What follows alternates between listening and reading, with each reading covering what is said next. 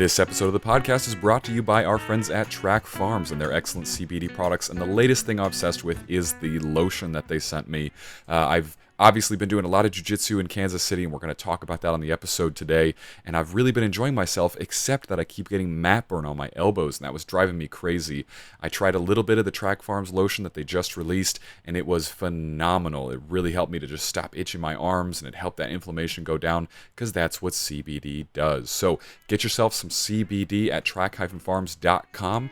Enter the code STRANGERS at checkout, and that'll get you 15% off of your order. Again, that is track-farms.com. Enter the code STRANGERS and get you some CBD.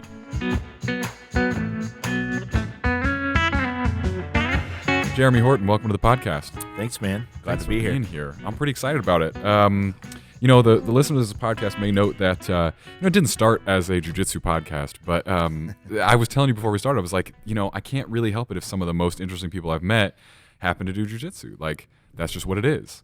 So we're in Kansas City hanging out at Lone Wolf MMA and 10th Planet Kansas City. Kind of got the dual names going there. Yeah. Man, I've just been having the best time training out here. It's been glad great. To hear it. Yeah. Glad to hear it. Hanging out in Kansas City is cool. And, I've had some good podcast episodes here and we're just having a blast. I haven't been here much this week though. It's been a busy week for me. What did I miss? Work does it.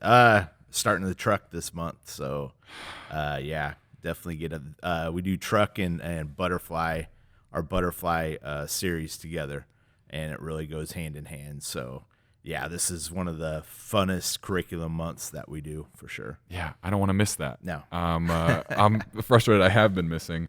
But sometimes that's just how it goes with something like this. You just try to show up as often as you can and, make it work. And just because you can't come for a few days doesn't mean you need to not do the sport. You just for sure take the time you need. Every class counts. So. Yeah.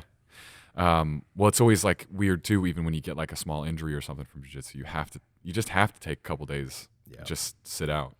Yeah. And that's one thing I'm proud of. We've got a few injuries right now, and the guys are still coming in and just sitting and watching class. And that's the best thing for me is when you get that to where that's why we've got a video curriculum through Discord and stuff that we do. And that's, I just want, I kind of look at it as a way when I started what I wish we could have had. And I would have studied anything I could have possibly studied. And so that's what I really love is seeing our students just, no matter what, just trying to learn as much as they can all the time, whether they're in here or not. So yeah, and there's no end to what you can do either.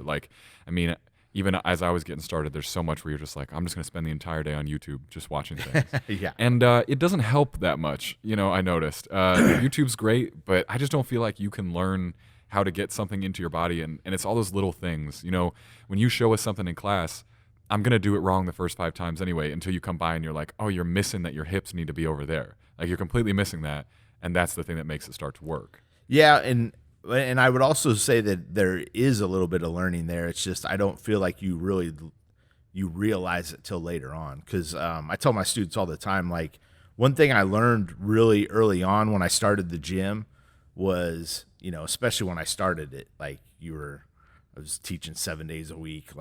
I had that mindset of nobody was in order for them to learn, I had to be rolling with them or sparring with them. And so no one did more rounds than I did in the beginning.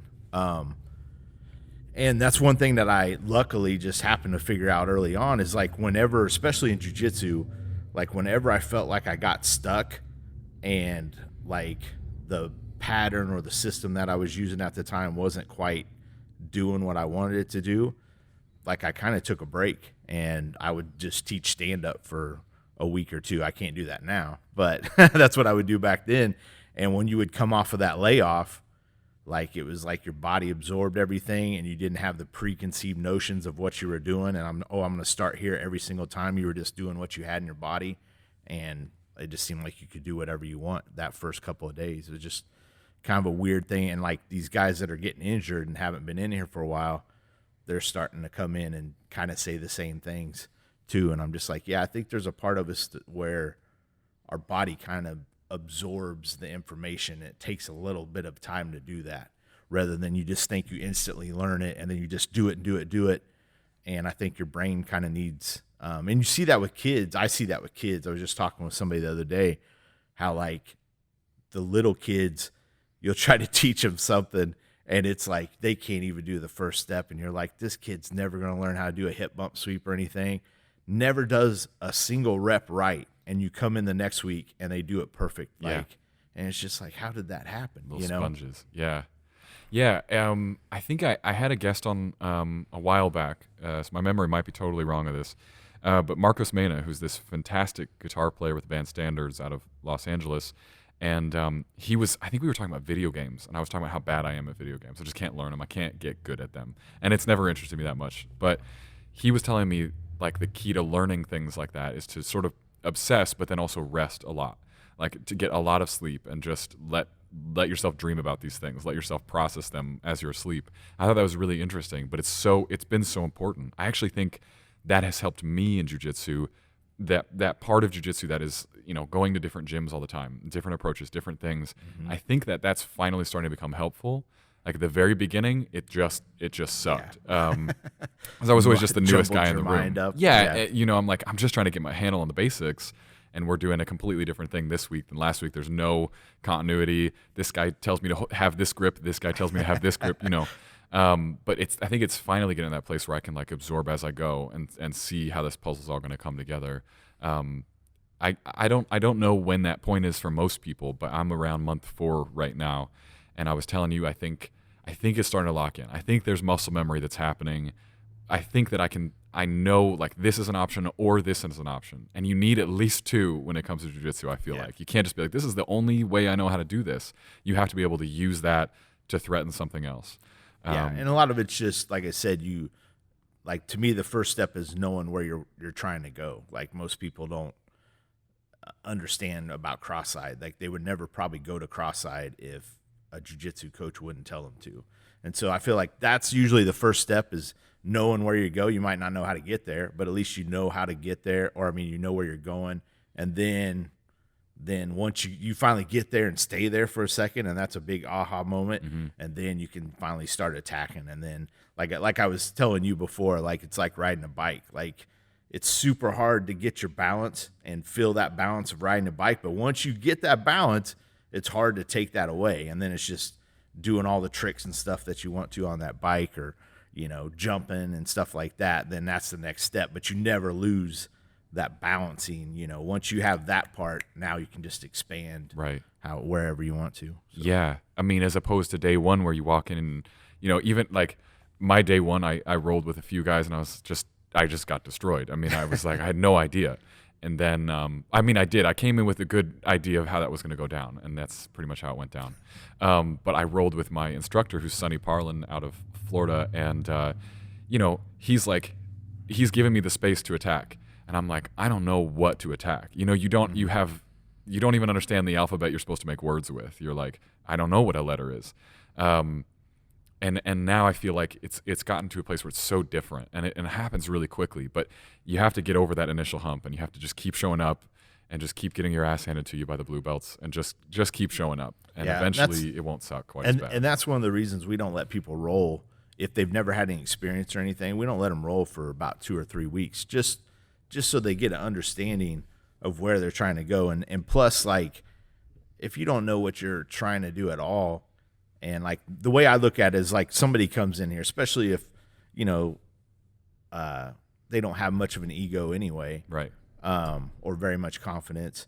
Like, and, I usually have new people go, their first rolls are usually with my purple belts or me, right? Just in case they're spazzy, like no one gets hurt, right? Or hopefully won't get hurt, and they can go. I know my purple belts are going to go light with them and teach them as they're rolling. They're not just going to destroy them, right? But like if they come in and like, especially they go with a purple belt, and he's just going slow motion, and that person knows that he's not putting any effort in it, but he's still sweeping them, still mounting them, still submitting them without barely moving, and they might be bigger than him. Like, it's really hard for a person coming in to think, man, like, how am I ever going to get to that point? There's some people, like, I know Master Eddie talks about that all the time, that I want to do that. I want to be the guy that destroys me like that guy destroyed me. Right. But not everybody thinks that way. A lot of people will think, like, this guy's just so good. There's no way I can ever get that good because he's not even trying, and I'm getting destroyed, and I'm trying as hard as I can. And so that's one of the reasons we don't even let people roll, because they don't even realize the potential that they will have and what jiu-jitsu will do to them down the road. Yeah. Until they can see it for a couple weeks. Everybody's sorry for the sounds here, folks. Yeah, no worries. But this like mic is slowly sliding towards my face, which is becoming really interesting for me. I hope I don't mess up your table too bad here, but I gotta Just take it out. I gotta tighten that down. Okay. That seems better. Yeah, I mean, everybody has their own perspective, and I certainly like appreciate that one. At the same time, I think it always comes down to the person, and I think it was okay for me to walk in and get thrown to the sharks my first day. Yeah. It was good for me. I needed that because I had been ready for it. But especially when you get someone who doesn't really know what jiu-jitsu is all about and is going to walk in like that and doesn't have some of the even the basic understandings of the positions, it can be a real problem. And I think it's natural to be really like spazzy at first and you think that it's all about strength and speed, and that really only matters later down the road. Well, it's a big deal. Like, most people get gassed, and it's not because, like, I've had people come in that run marathons and stuff, and they'll still be dead in 20 seconds. And it's because they're trying to control everything. Like, just them grabbing onto your wrist. Even though they're on top of you, they'll grab onto your wrist, and they'll do everything they can to control that grip, and they'll just burn their cardio out just from that grip. And it's like, as you go down the road, you're hardly getting grips. Like, you're just kind of blocking stuff and getting underhooks and stuff like that. So that's what people don't like. I was telling one of my relatives, like, he always asks me stuff about the sport and stuff because he just doesn't watch it and stuff. And I was just like, people that don't understand jiu-jitsu just have no idea what is actually going on and who has the advantage and who doesn't, and how hard it is to do one particular thing. And right. And so, yeah, it's just, a beginner comes in and does it for real, like, it can just totally demoralize them or totally strip their concept that they could actually get that good themselves. Yeah. So, or you can have them be in serious trouble of injury. Like, you have to know what to tap to. You have to know, like, this is not good. This is my knee in a really bad spot. I need to tap now. Oh, yeah. Because, and if you stick a new person with a spazzy white belt who also doesn't know, that's a recipe for real trouble, and that can end someone's run in the sport forever. That can just be like, I'm done with that. That was so stupid. It blew my knee out for a year. I had to get surgery. Whatever. It's no jokes. You have to understand what you're walking into. I've been fairly lucky. I did get my arm popped once, but that was, just as much my fault. And, it was okay. It still kind of hurts every now and then, but it's all right. But you're going to find, like, what's your injury? I feel like everybody's going to have, like, their thing they deal with. Like, since I started, my ribs have not been the same. Mm-hmm. Like, it just doesn't matter. But you also just learn how to roll through that. And frankly, what for me it means is, like, I can't be comfortable on my back anymore. Like, I need to get on my side, which is usually the best idea anyways. So yeah. It kind of makes you adapt to whatever it's going to be. Yeah, like I remember, I think it was Boogie told me one time that when he started, he didn't want to get cauliflower ear. That was like his right. his biggest fear. Yeah. And so he wouldn't let anybody touch his head.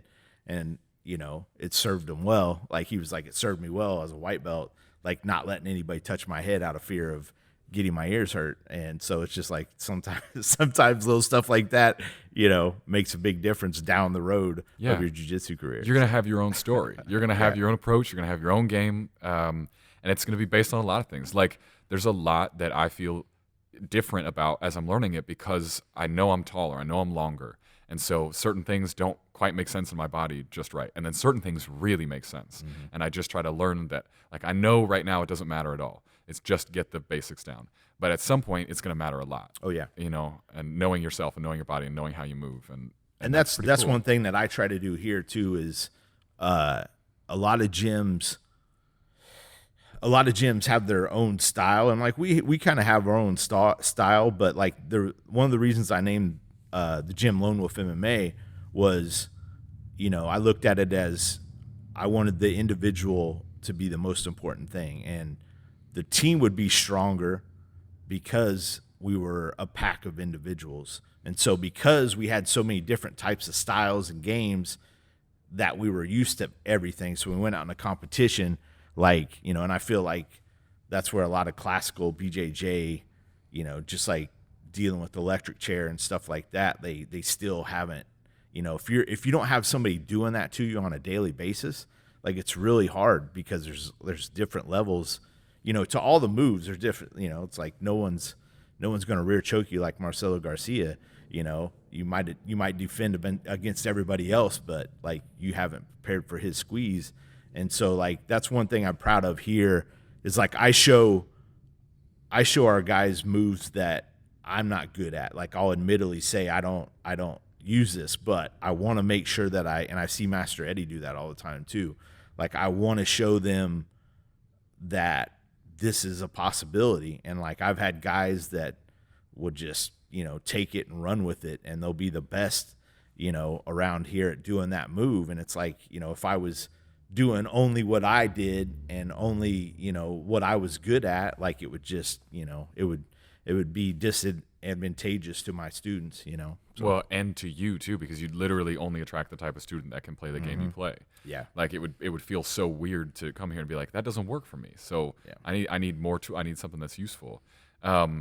But I gotta thank you, because this, like being here for the last couple of weeks, this is one of the best training experiences I've had. Like hands down, that. It's just I really feel like one thing you're bringing is just, I can feel your attention there every day. Like you are super present with all your students. You're very like aware of what we're all doing. It's super cool. It's been really great. Like you're here 100%. I really appreciate that. I really appreciate that. Yeah, I feel like the older I get, the more I realize that I'm better at a director's role. Like I do artwork and stuff like that too, and like so like just like our rash guards and stuff, like I could do the rash guards myself, but I feel like if I have somebody else doing them and I'm kind of directing them what I want and stuff and subtracting stuff that they do and stuff, I feel like I'm much more effective at that if I did it myself. And so I'm kind of just like classes and stuff, like it was really hard for me both on like I'm the type of person, like if I feel like I can do it the best, I want to do it. If I don't feel like I can do it the best, I don't want to have anything to do with it. I want somebody else to do it. I'll gladly pay for it, whatever. Right. And so in the early days of running the gym, that's what I struggled with, was letting other people teach. Not just, mainly it was just because I didn't want to burden them and I didn't want to feel like I was taking advantage of them and all that stuff. But then as I got older and we started, you know, needing other classes and stuff, and especially we had 2 gyms for a while to where I definitely couldn't, and I kind of had to let that go. And like I struggled with that in the beginning, and that's one thing I learned from Derek Stewart, was like how to be, you know, what we'd call a good general, and like know how to build a culture and like build a you know, not everybody throws the word family around all the time, I think too much. And I see people that I see gyms and I see, you know, even tournaments, I see people, oh, we're building big family. And it's like, that's not how family acts, like, yeah. You know, but like, you know, I feel like we've built a super good culture here that it's made it easy for me to trust. Just like tonight, we have a pads class, and that started about 2 months ago. And it was just a couple of my purple belts were like, hey, you know, can we come in and hit pads? And I'm like, yeah, you know, I'll let you guys, like, you know, they got the codes to the gym, and I could trust that they were going to, you know, run it and stuff. And I still come in and help them out and guide them and stuff like that. And it's turned out to be a real positive thing. And I would have never done that back in the day, just because, you know, I'd be like, oh, you know, I don't want you to feel like you need to be here every Friday and stuff. And now I realize they want to be here every Friday. Like right. They want that class.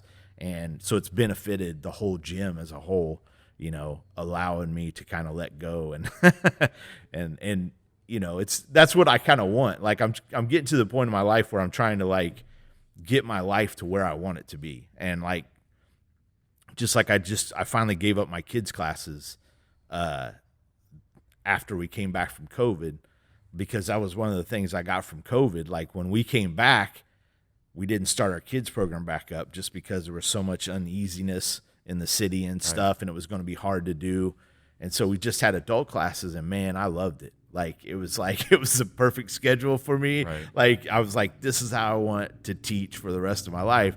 And so when we came back, I had a purple belt and he wanted to do it. And so I was like, yeah, let's do it. And it's been great. He's doing a good job. And, same thing with this pad class. So our students have more options now.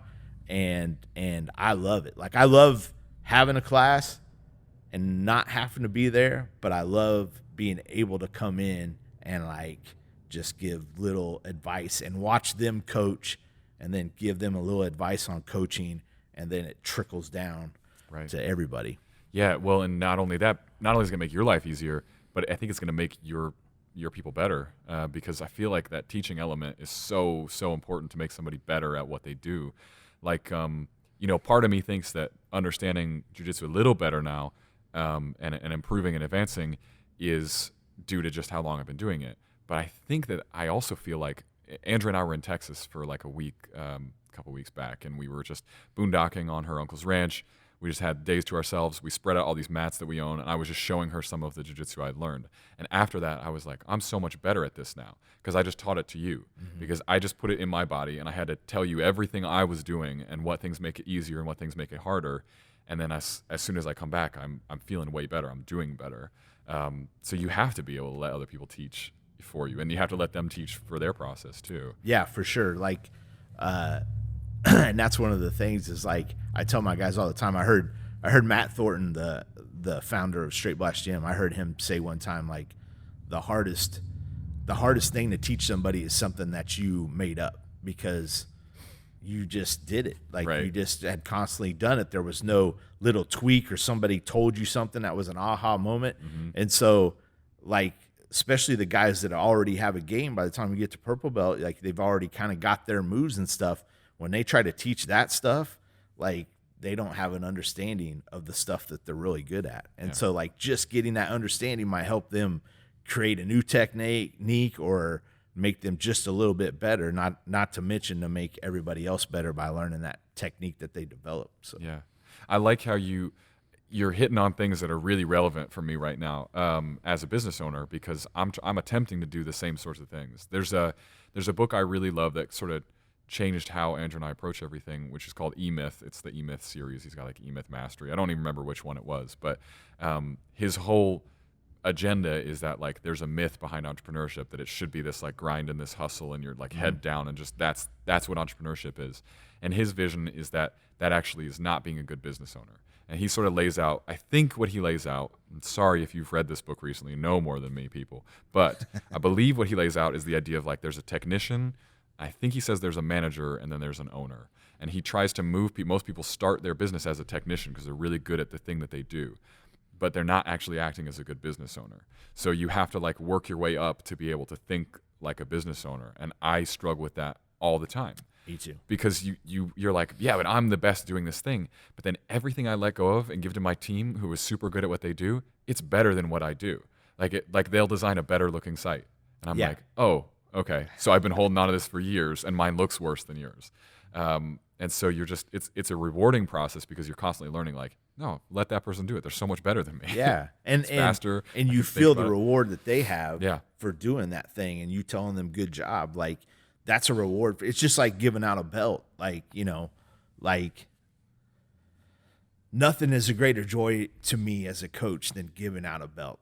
Especially I don't know if you were here when Rick got belted. I wasn't. I missed it. So Rick's been with me forever. And we've got a new thing now where we have a rotating curriculum, and in order to be eligible for a blue belt, they have to pass a test in all 8 sections just to be eligible. That doesn't mean they're going to get their blue belt, but and there was just one, like I said when I gave it to him, there was just one aha moment where I was watching him roll, and I'm like, dang, this guy's a blue belt. This guy, this is ridiculous. And so I told him, I'm like, hey man, you need to pass your test so I can give you your blue belt. And he went to work, and I actually hadn't given his last certificates. I just went ahead and gave him his belt. So because I like it to be a surprise, and I like it for it to be their day, and so Yeah, did it on like- April 1st, right? Did you get him with anything?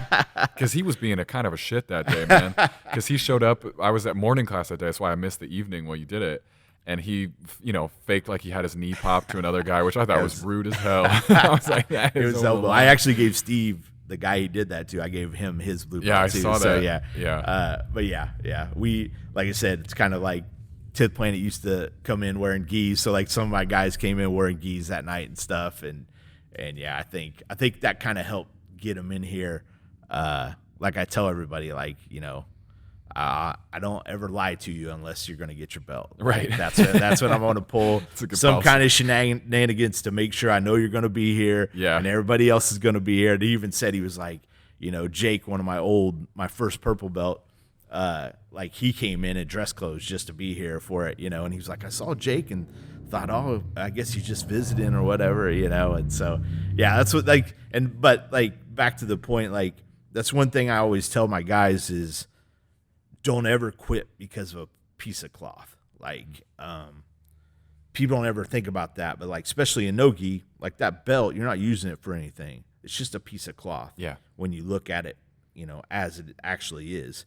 And like, so to say that you're going to quit this beautiful thing that's changed your life over a piece of cloth sounds pretty ridiculous. Well, and I like the thought that it's subjective too. Like there's people, the blue belt is not the same for every age and every person and every story. And there's blue belts who can beat brown belts, and it happens. It doesn't really matter. It's the gym you're at. It's where you're at in your life. Yeah. It's like, and I think this was like a Jocko Willing thing. I think he's the one I heard talking about this, where he's like, a blue belt is a reflection of where you are in your journey. It's not like there's necessarily a standard level. I mean, there's some things that are like, all right, this is what a blue belt is. Yeah. But at the same time, it's going to be different for me in my 20s than it's going to be for a guy in his 50s. It's going to be a different thing, the blue belt. Yeah. It's going to mean a different thing. Yeah. And you're right. It's so silly. We don't even wear them. We don't even wear them. And that's why I tell them, I'm like, the belt shouldn't be a reward, or the belt shouldn't be a goal. Yeah. It's a reward.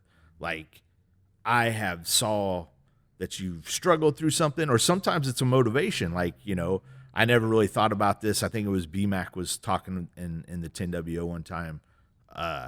Like, sometimes you give a blue belt to give them a little push. Like, hey, you are better than you think you are. Like, and then they pressure on to their purple belt, and so sometimes it's really weird. Like, we talk about the jiu-jitsu gods, and man, like, especially with blue belts, like I've had twice where I had decided to give somebody a blue belt, and then literally I had one that day told me they were quitting, and like told me that they were taking time off, and I was just like, I almost laughed one time because I was just like, man, jiu-jitsu gods are real. Like, they know. Did you tell him? Like, how did you handle that? I told them on later on, but So like, he didn't give up in the end. Yeah. Really? I mean, it was unfortunate, but That's yeah, sad. it was super sad because they had really changed their life, Yeah. and again, that's where I started really preaching, like, man, like, to totally radically change their life like that, and then quit over a piece of what color this cloth was. Like, man, that's just makes no sense. You know? It's interesting too. I feel like one thing I've tried to embrace, because it helps as a white belt for me, is the idea that as soon as you start jiu-jitsu, in terms of self-defense in the world and what you can do if somebody is approaching you, or you're going to get in a scuffle or whatever, as soon as you start jiu-jitsu and you're in it for a couple months, you're advanced quite quickly in terms of compared to the other person who's never done this before. So you have to keep that in mind, though, because the rest of the guys in the gym, they've already done that. They're already at that level, and now we're all fine-tuning in a more slow, linear way towards the goal. But it's rare that you get that guy then that walks in the door that is brand new to help restore your confidence. And I've had that once. Like, I had one role that really showed me, and I had been doing it. It was only about a month ago, I guess. So I'd been doing jiu-jitsu for like 3 months, and I submitted this guy like quite a few times. And I bet that sucked for him, but he also didn't know how bad I needed it, because I was like, oh, wow, I really do know something. Like, compared to somebody who knows nothing, I really know something. There's 0 and 1, and then we're all sort of working like 1.1, 1.2, 1.3, 1.4. It's really an interesting change to note that. And if you just keep working, it gets better and better and better. But nothing's quite as rewarding as that first little, I don't know, uptick, I guess. Oh, yeah. Right? Yeah, and that's been kind of the trippy things with COVID is, like I kind of had to remind myself and my guys, like, you know, I was kind of injured over the summer. And so, you know, which happens to me a lot at this age. And so, like, you know, I'll take a week or two off, you know, just teaching, and, you know, I have to refrain from rolling and stuff. And so then I come back to rolling, and it's like my purple belts are just like, they're just so hard to deal with and stuff. And like, there's been times where I'm just like, man, what is wrong with me? And then, like, you know, when we finally started competing, you start to see how easy they do it. And it's just like, I had to tell the guys, like, since there was so little competition for, you know, 7-8 months, like, I think we went probably 9 months before any of my guys competed. You're like, we're all building each other up. Right. But we're not realizing, because it doesn't seem like much has changed for us, especially at the higher levels. But it's like we've been elevating our game, because all we've been doing is training. Like, we haven't been able to see our mistakes or our downfalls, or our, you know, how much we've improved. And so it's like, you know, I'm super excited about the summer when we start competing on a regular basis, because my guys are like ready to go. Like, you know, I think they can kind of feel it. They're starting to feel how good they've gotten over the last 8-9 months, and they're ready to, because, you know, my guys, we're a gym where I've always let my guys cross train, and I always want my guys to cross train. Me and my brother cross train quite a bit, and we haven't been able to do that since COVID, you know, and we haven't had a lot of people come in here since COVID. We're just now starting to let people from out of state come to the gym and train with us. And so we haven't really got to see, like, you know, but like here the last few months, we've had a lot of new students coming in from other gyms. That's the nice thing about being so close to Leavenworth, is we have a lot of military that, you know, we have purples and blues and stuff come through all the time. And to see, you know, like, you know, our blue belts and our purples, like, you know, it's a pretty high standard. Right. How do we stack up? Yeah. It's interesting. So, you have to look to the outside to realize what progress you've made. Yeah, but that's probably the same thing of, like, needing to take a break in order to come back and make things different. What do you mean when you say, like, you came back and your purple belts were hard to deal with? Like, there's been times where you felt out of shape already, like, not necessarily. I mean, a lot of it was because I had gotten out of shape a little bit, or conditioned, you know, for rolling. But man, they're flowing so good. And I just, like, and, you know, getting my wheels greased back up, like, it takes a second. Like, it takes a second. And so it's like, you have to really go through those mental struggles. Like, have they gotten that much better, or have I gotten worse? Like, or what's going on here? And then, you know, you just got to keep, just like jujitsu, you just got to keep plugging away. And then you're like, oh, okay, everything's all right. Like, but, you know, that's another part of it too, is like you were talking about the problems of a white belt.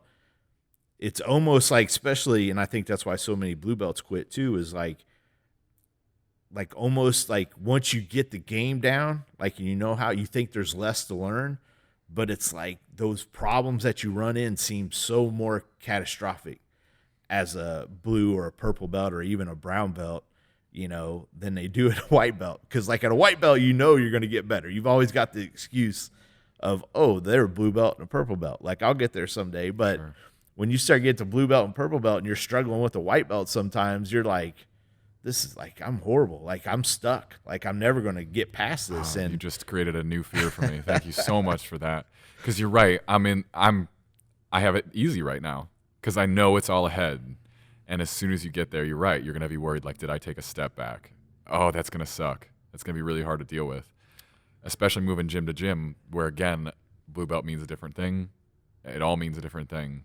And I've been to gyms where it's interesting to me because I've been to gyms where everybody's better than me. When I walk in and I learn that lesson really, really fast, everybody in this gym is going to be better than me. But when I go gym to gym, I'm like, yeah, but those guys are way better than those guys because I know how much I had to struggle versus how, you know, just how bad the ass kicking was. I know it was way worse from these guys than those guys, you know?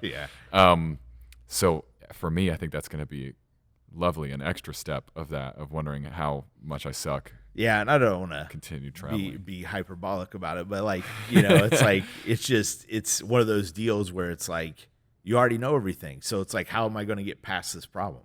Yeah. Like, there's nothing big secret. But then you realize that there are still secrets out there. Like, you know, there's stuff like my game really got radically transformed at purple belt. Like baby purple belt was like, I learned so much stuff about posture and connection, like I mean, I spent years just going over that, like just not worrying about even tapping anybody, just being in posture at all times in every position and see how it works and playing around with it, you know? Yeah. That's why you have so many black belts that are like, you know, my journey really didn't start until I got my black belt. Like, you know, it's because there still are just more levels and deeper water to get into. And that's the beautiful thing about jiu-jitsu. Like, you know, I don't see that in, like, you know, not to put any of those down, but I don't see that in, you know, taekwondo and stuff. Like, you know, there's the high level, but like there's only so much you can do. Like, you know, jiu-jitsu, it's just so many different, you know, I always compare it to football. It's like, it's jiu-jitsu's as complicated as football if you had to play every single position, you know. That's like quarterback is super hard to play. You've got to read defenses and all that stuff. But it's like, what if you had to be the cornerback? And what if you had to be the linebacker? Or what if you had to be the O lineman? Like, if you had to do all of that at the same time, to me, that's jiu-jitsu. Like, it does no other sport comes close to the complicatedness and the levels that you can continue to reach, you know? That's a super interesting metaphor. That's going to stick with me for sure. I like how you were talking about coming back and like getting that conditioning back. And I feel that because I'm not going to be back until next week to get back in training. And I already know, like, if I take like 4 days off and then I come back and I just get gassed after my first roll and I'm like, what, last week I can do 5 and I feel fine, you know? And it's so quick how it catches up with you. You have to stay in this type of conditioning. Like, you're young though. Like, that's just more, that's more, usually I equate that as the amount that you're relaxing. Like, cause that's what we say. We throw the term conditioning out, but a lot of the time it's just the efficiency of our movements and our breathing. And it's like, if we get a little too excited or we put a little too much in trying to make up for the time we thought we lost, that can blow your cardio right there, you know? Right. Like, you know, one thing I really focused on the last 2 or 3 years is our stand-up program. And I really feel like I've taken it to another level of like really analyzing what the other guy is going through. And I think that like we kind of do that in jiu-jitsu more. Like there's a lot more attributes that we think about more in jiu-jitsu than we do in stand-up. And so that's kind of helped me, like, having, like, to me, I feel like I'm getting to the point where I see the ideology of jiu-jitsu permeating through stand-up and especially wall work. Like, wall work, whenever I teach wall work, I'm just like, it's jiu-jitsu inverted. Like, you know, the wall is the ground now. Right. And so that, you know, helps me to, like, come up with different types of game plans and stuff, thinking that way. But, yeah, I think you have to also think about what your opponent's going through. And I feel like sometimes we feel like it's all in our hands and we kind of need to match. We need to match and realize what I'm doing to my opponent and how it's gassing him out. Right. Like, especially when it comes to CJJ. That's one thing that I'm really happy with is we teach a lot of CJJ in here, especially when my fighters got fights coming up. We really focus on that. And I'm always getting to point through my students of what that guy's going through, what we're trying to make him as inefficient as possible. Like, he's either going to give up a position or he's going to get hit. Those are his two decisions. I don't care if he pulls guard, I can still hit him. Right. But I'm going to get those shots off so he panics more, so he has to explode more, and I'm not really doing anything but punching him. So yeah, well, that's similar to on the, again, the less advanced level of I feel like when I first started, I was so worried about accomplishing anything, like trying to get to a submission or even try to work really great defense or something. And then I finally found a book, and I don't remember what the book's called because I haven't really gotten deep into it yet. But even just in the beginnings, he's talking about the white belt process. It's Jiu-Jitsu University, I think it might be. I'm forgetting who wrote it. Anyway, he's talking about like the goal of jiu-jitsu is, first of all, it's survival, and the best of the best, the point is survive. That no one can beat you, even if you can't beat them, and that the goal of the white belt is to survive. And so that completely changed. And almost immediately when I started coming to training, I was like, can I just survive for 5 minutes? Like, can I make this guy frustrated because he can't do anything to me? Because I can be defensive. I can close the holes in my game. And that made a huge difference to me because it helped me, like you said, to just relax and just be like, I don't have to necessarily accomplish anything. I'm aware of the outcome of this roll. I'm aware of the outcome of every single roll. It's gonna happen. I'll be submitted, or I can make it to 5 minutes. And so now it's a real badge for me when I finish a roll and I was not submitted, because it's like, all right, that's something. We're doing something now. I can at least wait it out. And again, it's just like comparing to the outside world where you think about the type of conditioning most people have for a fight, which is not great. Like, if you can survive for a little longer than the other guy, you're probably going to be all right, because most people aren't in the shape to jack that adrenaline up, and they don't have the muscle memory for this. They're not comfortable with that, with the weight of someone, the balance, everything. Yeah. So I just feel like if you can survive for a few minutes, you're probably going to be all right. Yeah. Yeah. And that's why, like, you look at street fights, like I tell my guys all the time, like, you know, it's easy for people to watch a Rocky movie and come out and mimic that and think that they can fight because they look like the guy on the screen. Yeah. But, like, you know, the nice thing about the time we live in now is, like, you want to study street fights, you just go on YouTube and there's plenty of them to watch. And it's like when you watch most of them, especially where, you know, like cops are involved, and a guy's, you know, has nothing to lose, and, you know, he's decided to attack a cop. Well, you know, he's going to go for broke. It's like they throw one or two punches and they're falling on the ground because they've never thrown a punch and actually tried to hit something, right. Not to mention someone that might attack them back, and they just go stumbling around, you know, on the ground. Quick. It's mostly fast process. I feel like most street fights are pretty quick. They're not. We're not round after round here. We're not going for 15 minutes. Like, it's going to be 2 minutes. But, you know, that's what. So Tim Larkin came on the podcast a few episodes ago. I sent you his book. I'm obsessed with his book, man.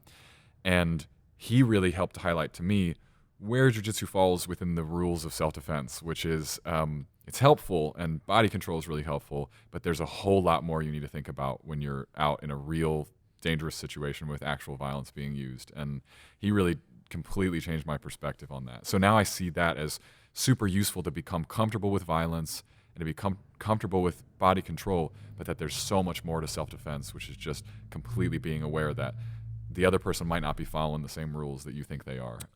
It's pretty sketchy. Yeah, and that's what I tell my guys too. Like, you know,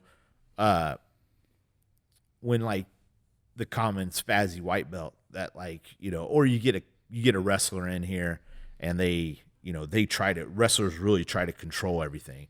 They'll grab your wrist and hold on to it, and they can hold on to it for a long time. Right. And, like, you know, you'll have blue belts and purple belts complain about that, but every time that happens, I'm like, you got to realize that's what a street fight's going to be like. Yeah. Like, and I talk about this all the time as far as stand-up goes too. It's like people get good, but then they get comfortable in their training process. And, like, so that's why you see, you know, even at the top level in the UFC, you see so many guys that just stand right in front of us and, like, will just not hardly move their head off center line at all. And that drives me crazy, because that should be the main tactic that you learn from the beginning, is keeping your head in a position where you're taking away weapons. It's just like a basketball player, you know, most people dribble with the right hand, so you don't guard them on your left side because they're super comfortable juking and stuff on that side. You always go towards the right side, so you force them to their weak side.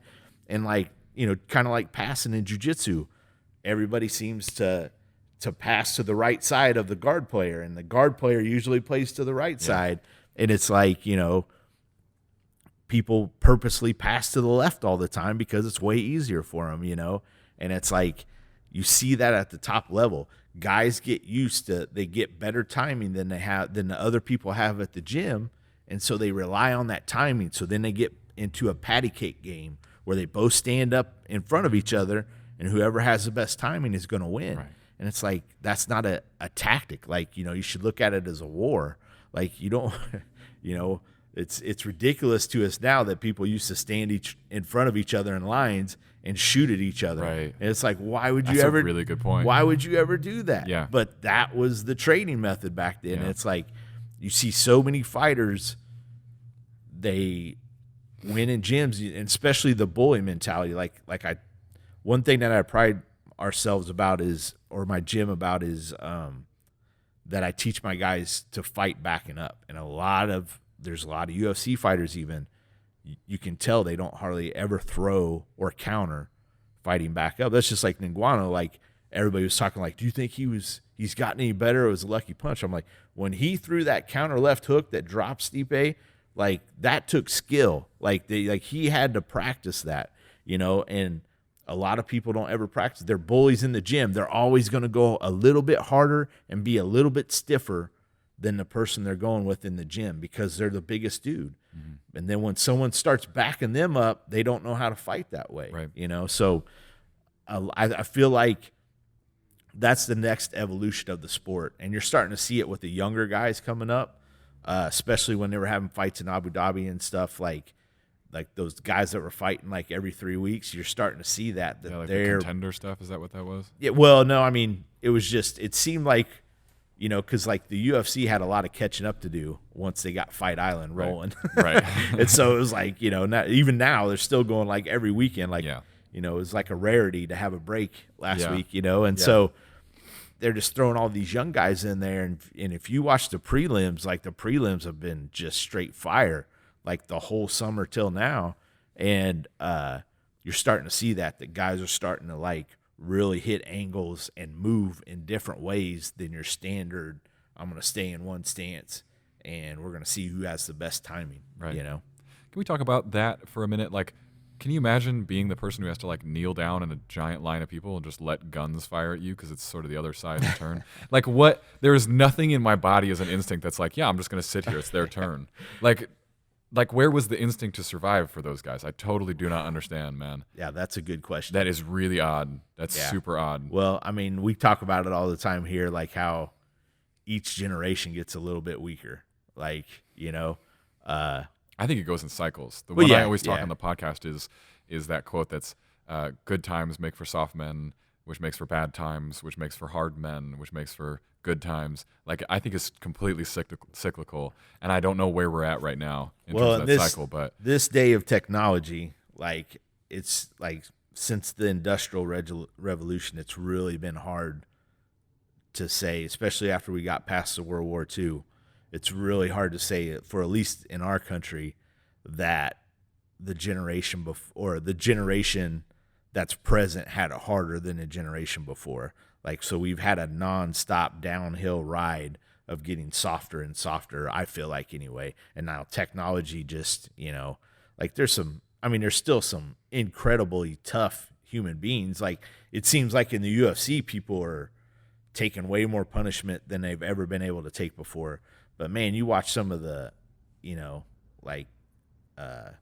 some of the old boxers when they fought 15 rounds, and to see how the intensity and the pace they kept back then, and then they're going 3 more rounds than boxers do today, you're like, how is this humanly possible? Yeah, it's there's no substitute for I think that hardship used to be a little more woven into your day to day. Like, everything is a little harder. You gotta put out a little bit more. But now you don't necessarily have it woven into your daily life. So the only way to become tough is to go and seek it out. Like, you're gonna have to go seek it out. Yeah. Like, there's a certain amount of privilege to me saying that too. But in my life, if I want that hardship, I've got to come to the gym. Mm-hmm. I'm not gonna go and just have street fights available to me. Not in my life. Not and I think that's why jiu jiu-jitsu is really catapulted, like, especially in the last 5 years. I think people want that hardship. Yeah. I believe that in people. I think that there are good things happening. For every bad thing that's going on and that bugs me and that makes me feel like, we're just giving in to technology. We don't recognize the benefit of doing something that's hard because it's worth it. I think there's enough people also who are fighting back against that and who want the reward of doing something really incredibly difficult. Yeah, and I think you're starting to see that.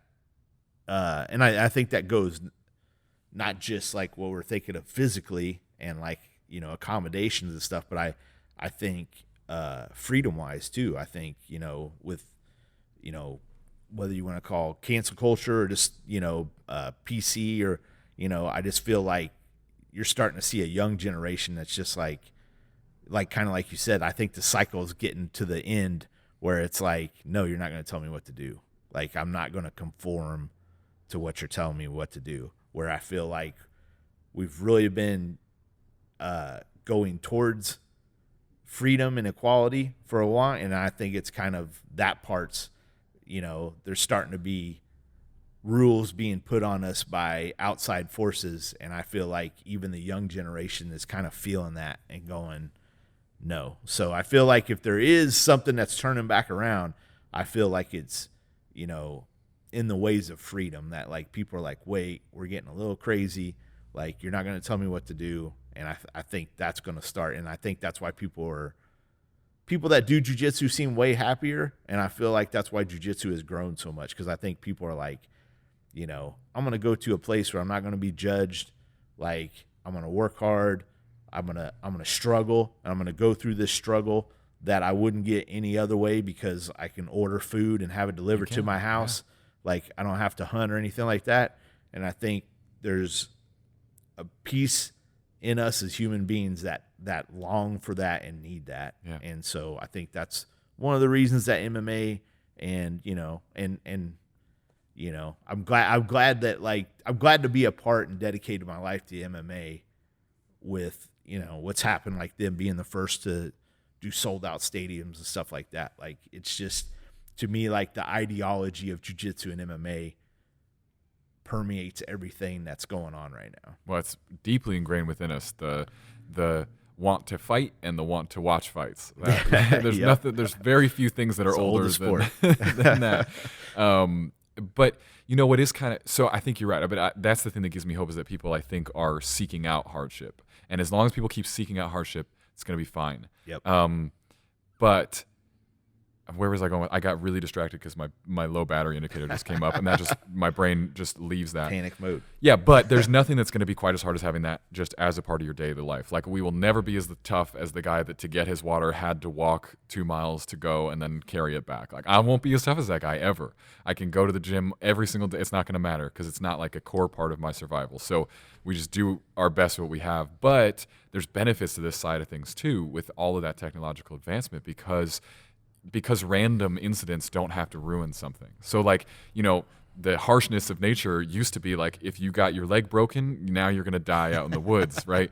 And that's not necessarily fair. That could have been an awesome person who had great genes to pass on to the world. So as Darwinian as that is, like, that he deserves to die in the woods, that's kind of nonsense. So now we get to fix that and be like, all right, you're not necessarily going to die from, all these little random events that happen in life, and so you have something good to bring to the world. I really appreciate that. So, like, I appreciate that I come here and I can learn to fight without worrying that I'm going to get like concussion after concussion after concussion, and have major problems later in life. Like, there's a benefit to that because I'll have something more to give to the world later, and it's not going to be gone because I did that thing that was hard. That's one of the things I'm super proud of too, is like early on, we started doing a lot of light sparring. Like, we were kind of well ahead of the curve. Like, even before the CTE stuff with NFL came up, like, I had some concussions playing football and stuff. And so I had been through that. And like, when we started Lone Wolf, like I was telling the guys the other night, like we had 4-ounce gloves, like legit 4-ounce gloves. Like, they were literally neoprene. And all that was there was the pads, and we had cages, and we literally went 100%. And I realized real quick that we weren't getting better that way. Yeah. Like, and so we started lightening it up, and then that's when you started seeing the big progression in how you were going. And so we just kept like adjusting it. And so, like, we spar hard very rarely, like usually getting ready for fights, but we spend a lot more time sparring.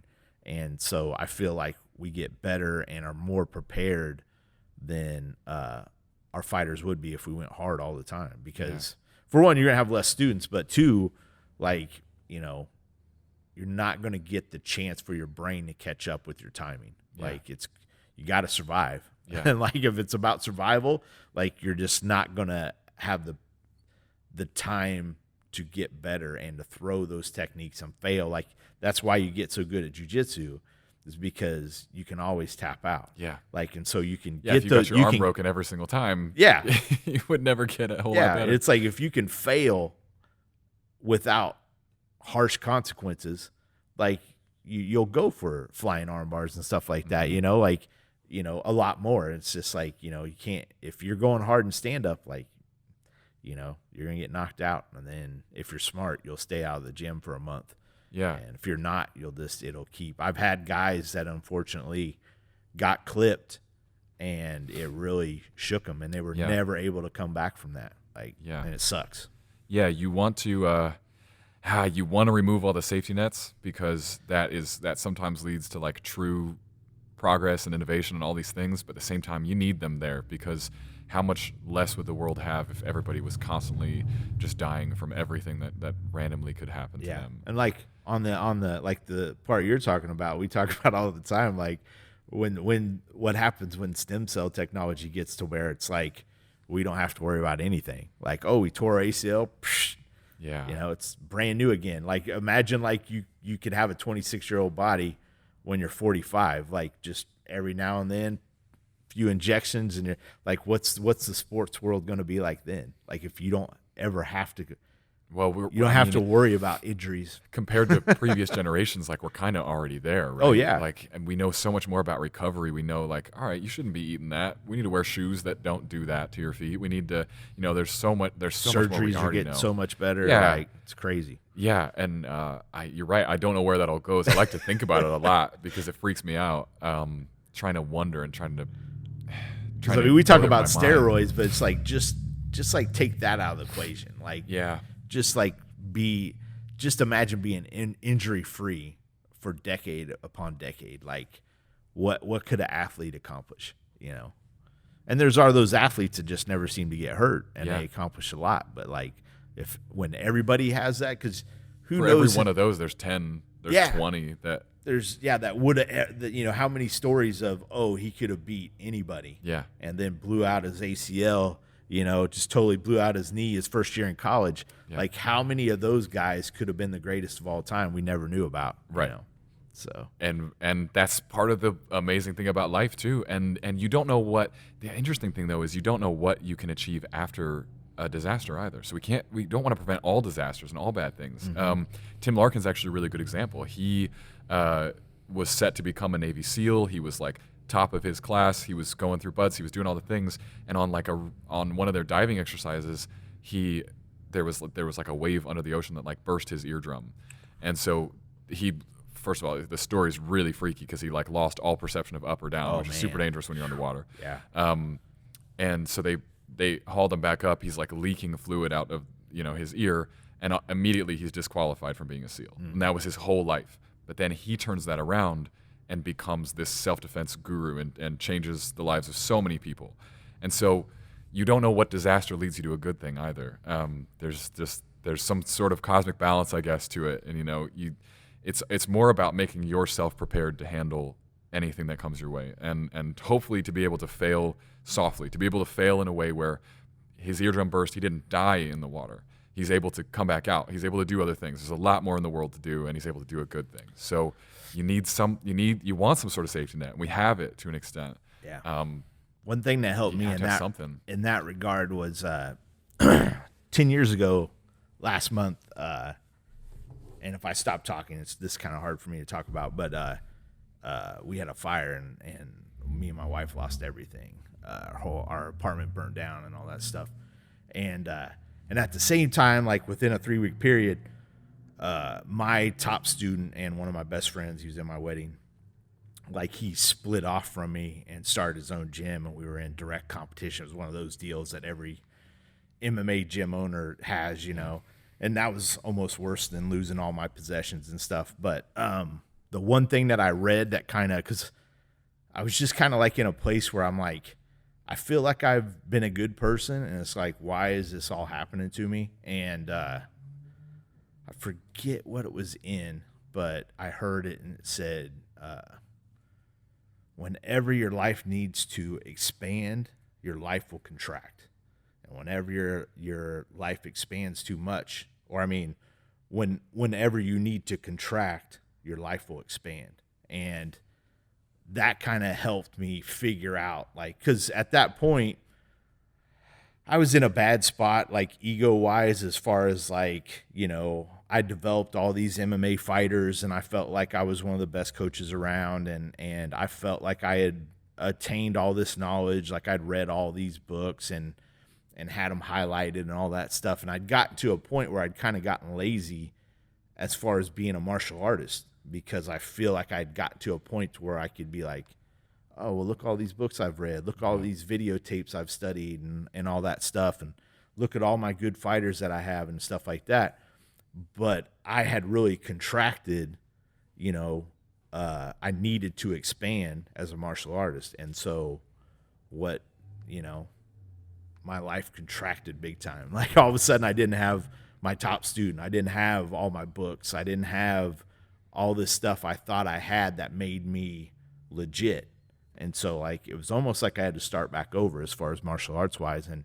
And luckily I did. And like people started coming in my life, that I needed to have that at that point, and really propelled me. And it's like, if that wouldn't have happened, I definitely wouldn't be a 10th planet moon. I wouldn't be where I am right now. Yeah. So. But I also think that there's credit that goes to you too, and not just to the universe and its mysteries, because there's some people who let that happen and can't work their way around that. And that's going to stop them. And trust me, like it took me a while to work through that. Like, I mean, I didn't, wasn't like I just had an aha moment. It was like, okay, this is what I got to do. Mm-hmm. Like, still had to struggle through it. And like, you don't realize, I'm glad I read that quote. That kind of helped me break out of the feeling sorry for myself part of it and help me get to work. But still, like, it's still a hard process to go through for sure. Yeah.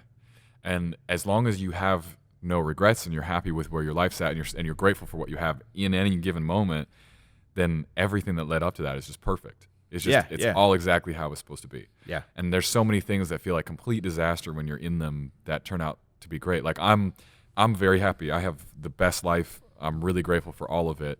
And I remember all those disasters. Like I remember when Andrea and I moved, we had just graduated college. We were moving down to St. Louis, and literally we loaded up the U-Haul from our apartment, and she was in the car behind me, and we get on the highway. The second we get on the highway, a semi-truck hits her and sends her off the highway, which I was watching from the U-Haul. Which that's still, I haven't addressed that, like, personally. That is not what you want to see. I really love that girl. And in that moment, after I knew she was okay, we still felt like this is a disaster. Like, your car's totaled, and it's basically all we owned. Yeah. That's it. And now we're going to we left it where we were. We had a tow truck take it. It was like, we're done. We can't, that car's done for. And all we have is a U-Haul. And like, we got there and had luckily a neighbor's car that we could like go get a rental car with. And that was, but we were like, oh, we're toast now. That was everything we owned. Now all our money's like out. And now that I look back at that, I'm like, everything that happened wouldn't have happened if that hadn't gone down too. Like all these little things that go on in your life that you just don't know. I don't know what the reasons were that I ended up going to college and meeting her, but I did. I don't know what the reasons were that all led to her going to that same college. You just don't know. But as long as you're grateful, then it makes that next tragedy feel like, you know what? Barring some really horrible shit, like, is my family okay? Then everything else is also going to be all right. Isn't it weird too? Like I remember thinking about, like, everybody was like, oh, you're so positive going through this. Like, I can't imagine losing everything that I owned and all this stuff. And I remember thinking, if I would have heard somebody had that happen to him, I would have thought the same thing. I would have thought, like, there's no way I would have. But like, when you're in it, it's like, it's kind of like, like when you go, like, say you go to a concert with a friend and you're out for like 5, you don't have any of your possessions then. Like, you're just out with your friend. And so it's, when you're in the thing, I lost all and I don't have a place to live and all this stuff. Like, it seems really bad, but it's like, you're still here. And it's just like, it's not any different than you being out with a concert. It's like, it's just, it's weird kind of like I was talking about with jiu-jitsu, those problems don't really catch up with you until years later. Like, oh, did I own that before the fire or after? Like, once you start to keep it, that happened to me and my wife all the time. It didn't help that we moved back into the same apartment building. No. And so, like, everything was still the same. Yeah. We even had the same side bottom floor that we had the first time. So it was like all the drawers were same and stuff. And we would just be like, did we have a cheese grater before it, or do we, and it was like that happened all the time.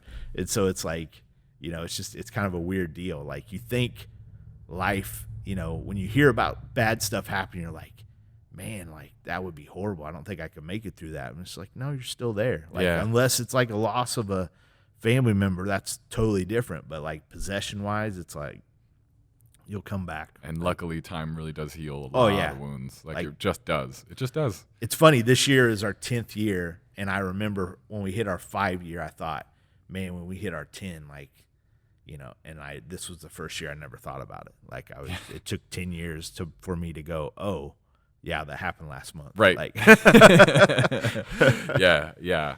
It's funny hard, but we're wired to survive, and we're wired for things to be okay, and we're wired to push through the next challenge. Because if we weren't, we wouldn't be where we are. We wouldn't be evolutionary where we are. I'm gonna take a quick pause first because I don't want to miss any gold. I'm gonna swap some batteries, and we'll jump back on. And we're back. I hate to interrupt our momentum like that, but if I don't do it, the gear will do it for us, and that's just way worse. You know what I mean? Because you'll be in the middle of saying something awesome, and then we'll just be stuck, and there it goes. It'll never happen the same way again. Getting back to what we're talking about, I think it's interesting. Like, for both of us, a big part of those disasters were just really revolved around stuff. Like, at the end of the day, these material possessions, like you said, like, you're at a concert, you don't have your stuff. You don't always have your stuff with you, so why does it feel so important? And I think, like, that was a big realization for Andrew and I, too, moving into the RV and having to deal with getting rid of all our stuff. And, when I see it, like, she just released a documentary, Newly Nomads, by the way, on YouTube. Everybody go check that out. And you see us getting rid of all this stuff, like the things that broke my heart, like our books, or like, I sold my dad's guitar, and like all these things that meant a lot at the time.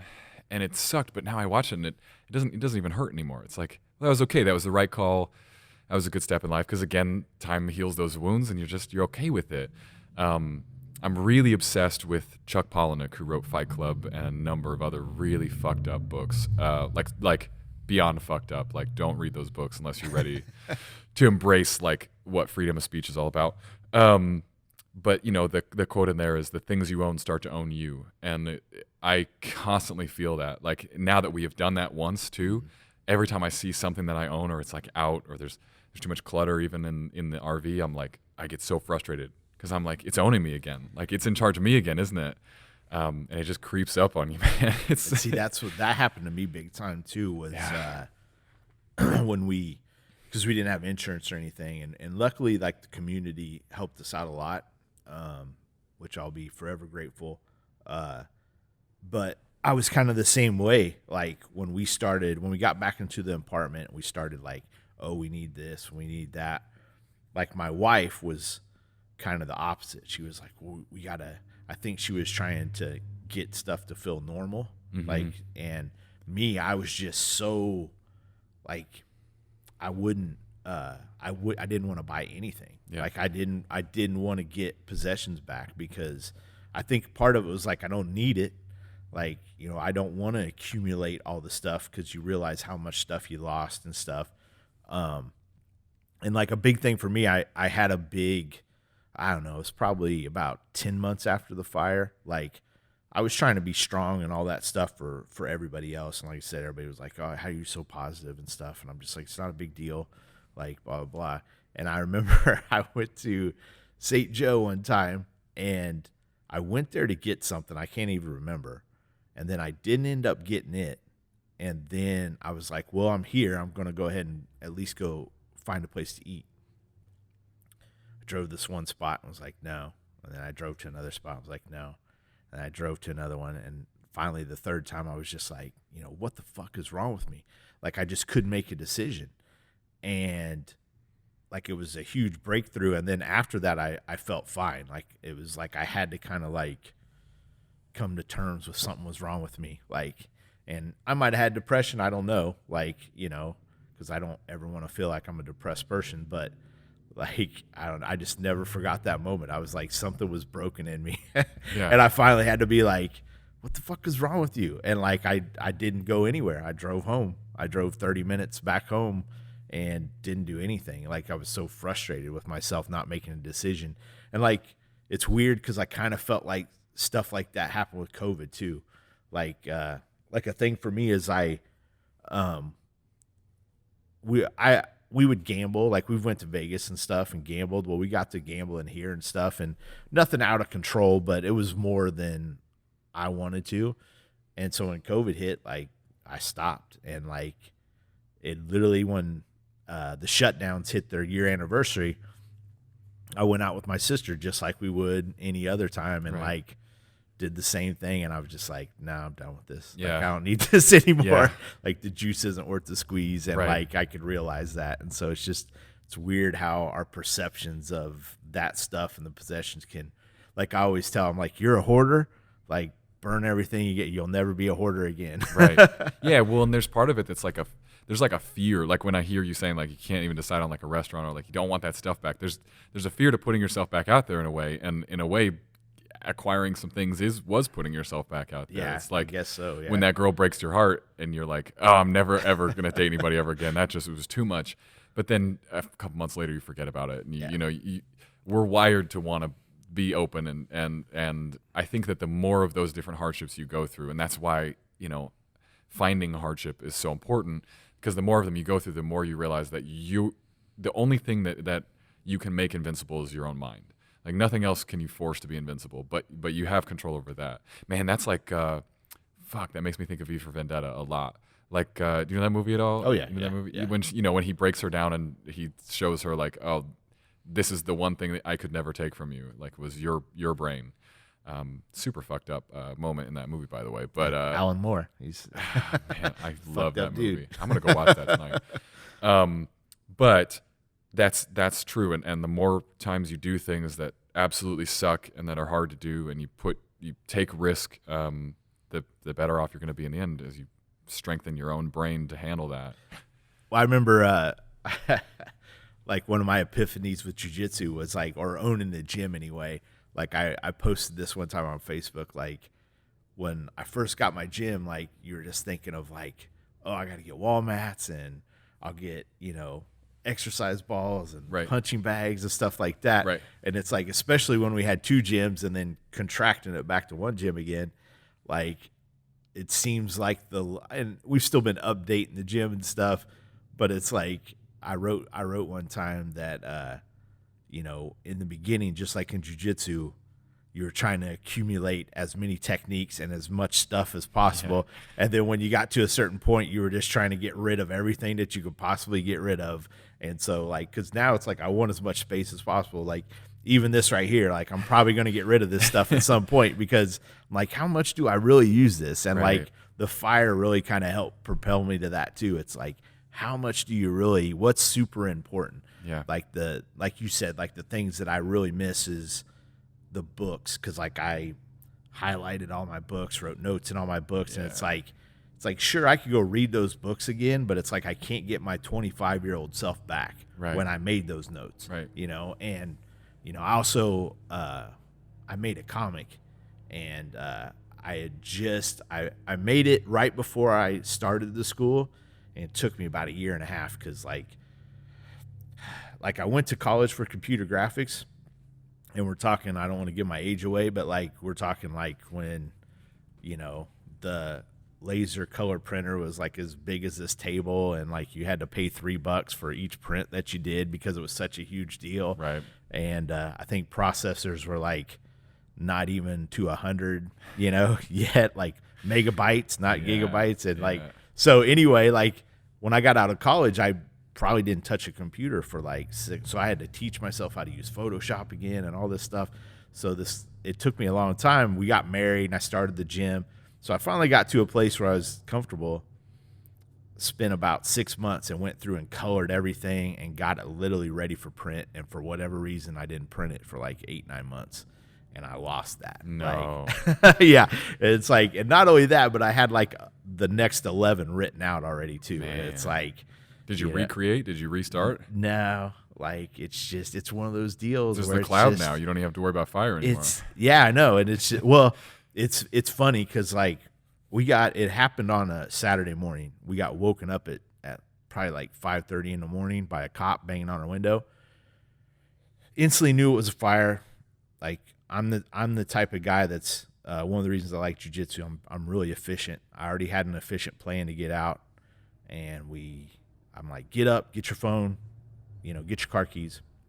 We go into the living room, and because the fire was behind us on the same floor, we didn't know it, but so we got our keys. I'm like, make sure you get a hoodie because it might be cold. And like my computer's right there, and I'm staring at it thinking, grab your computer, grab it. And I lost track of my wife, and she went to the front door and went to open it. And right when she opened, I'm like, no, don't do that. And she opened it, and like black smoke come rolling up under. And so she shut it and kind of zombied out at that point. Jeez. And so now I'm just thinking, I got to get her out of here. And so I took her out. And as I'm like taking her, because we were on the sub level, so we had to go up out the balcony. And so the cops were there. And so I'm giving her, and I'm like looking behind me going, run back in and get that computer, run back in. That's all I could think about was that comic. And I still regret it to this day that I just didn't go back in there. But, maybe one day I'll get it. I still have a copy of it. Luckily, one of my friends is a huge comic book guy. And so he was one of the guys that I made a copy for with my homemade printer. Right. And so I still have the artwork and stuff and the story, but it's one of those things. It's like once you lost it, it's like, can I ever get that back? Like, can I ever write those 11 again? Like, It took so much for me to write them in the first place. Like, man, that's a super real moment. That was a big defining like moment for you. And it's a good thing to have those in a way, but you had that moment where it's like, all right, there's all my work, and then like there's the person I care about most. Yeah. Oh yeah. That's until you're faced with that, you know what you're gonna do. But sometimes getting faced with it for real and having to do it just can teach you a whole lot about yourself. Also, it's like a big part, like what you're talking about, is like, we talk about fighting and stuff like that, or what if a robber comes in right now? It's like, you never know how you're going to handle it. And it's like there's some people I feel like that are built for that or have prepared themselves to mentally deal with that, and there's some people that don't. And you really don't know until it happens, and in that situation, like I was happy that I was instantly thinking clearly and what to do, where I could have all these different thoughts but still make the right decisions. So, right. And part of that comes down to training in an environment where your adrenaline is going and you're more used to being in that decision-making mode, I feel like. And a lot of it comes from coaching too. Like, I feel like it's one thing because like when you fight, you're kind of in the moment. Like, time doesn't exist the same way. Like, stuff happens. You think it took 2 minutes to happen and it only took like 10 seconds. Yeah. You had all these thoughts and stuff. But when you're coaching, like, you got this guy that who trusted you to not only help him win, but to keep him safe. And so you've got that pressure on you, and you're trying to think, like, what's going on right now in the fight? What am I going to tell him in the next round? What is he doing wrong? That's one thing I still struggle with, is like, I'm looking at my fighter and I'm not paying attention enough to the next guy. And so there's been a lot of times where like we've went to a decision and I thought my guy lost, and because I'm looking at all the negative things that he did, right. Instead, then when I watch the tape, I'm like, how the hell did I think that my guy lost? The other guy didn't do anything. Yeah. Like, he wasn't, so it's like, I see him missing this opportunity to hit this jab or, hit this leg kick, know. And so, it's just a weird deal in perception. And I think coaching is another aspect that people, like you were talking about, it's a totally different ball game too. Like, I was never really nervous when I fought. Like, it was kind of like a roller coaster. Like, you're already in the cart, it's going up the hill. There's nothing you can do about it now. Like, it's just, you were just, there was like a force pushing you the whole way.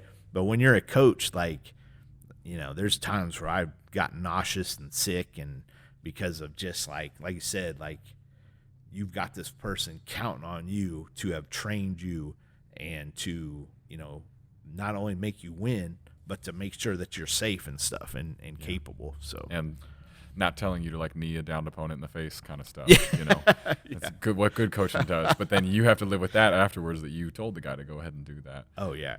That's brutal. Well, I think that it's all connected, much like how all these podcasts sort of end up being, which is that what you're describing too is like being able to get out of the dirt of being right in that moment and be able to see it from a top-down view, be able to rise that, like I said, to like that ownership level where you're able to see what's going on instead of being, you know, so stuck in it that you can't affect anything that's going around, because you're just acting at that point instead of being a level above it and being able to think and being able to see everything that's going on. And that's been tricky for me. I think I'm stuck on that because it's what I'm personally really focused on right now, is trying to rise out of the dirt of all these day-to-day decisions and the constant treadmill that you're on, and be able to like let's float above the treadmill. Like, what happens if somebody else is running and I'm sort of standing next to it, you know? Yeah. It's fascinating, and the parallels between, you know, martial arts and hardship and challenges all coalesce, and they're constantly coalescing around me, and it's I think that's why it is so good. It doesn't matter to me if somebody, that's why I feel not bad about this podcast having so many jiu-jitsu guests on it, for a lot of listeners who probably don't really care about jiu-jitsu and are more following this story, because there's a lesson here, and you are going to find some of these lessons in any sport, in any hardship, in anything that you set your mind to, because there's no end to the depth of knowledge you can have about just about anything in the world. Oh yeah. And it can be difficult, and it's only worth it if you put yourself completely into it. And I think, you know, I'm grateful that I think jiu-jitsu is that thing that I found, but I have others too, like cooking and archery and all these other things that feel the same way. And as long as you're engaged in that, you show up every day and you pour yourself into whatever that thing is, you're going to experience the depth of life. That's for sure. That's what you're here to do. And like, that's one of the reasons I like to me, what as I get older, I'm really I like to think about ideology, and like how I feel like if you have an ideology, that should be true through everything. Like, I feel like everything was kind of set up in a certain way. And I feel like jiu-jitsu, like, as we're talking, even, you know, you're just starting out. I've been doing this for a long time. Like, we still have kind of went through the same journeys, like, even though we're in different places, and we understand what we're both talking about. Like, that's the ideology that's permeating through all of that.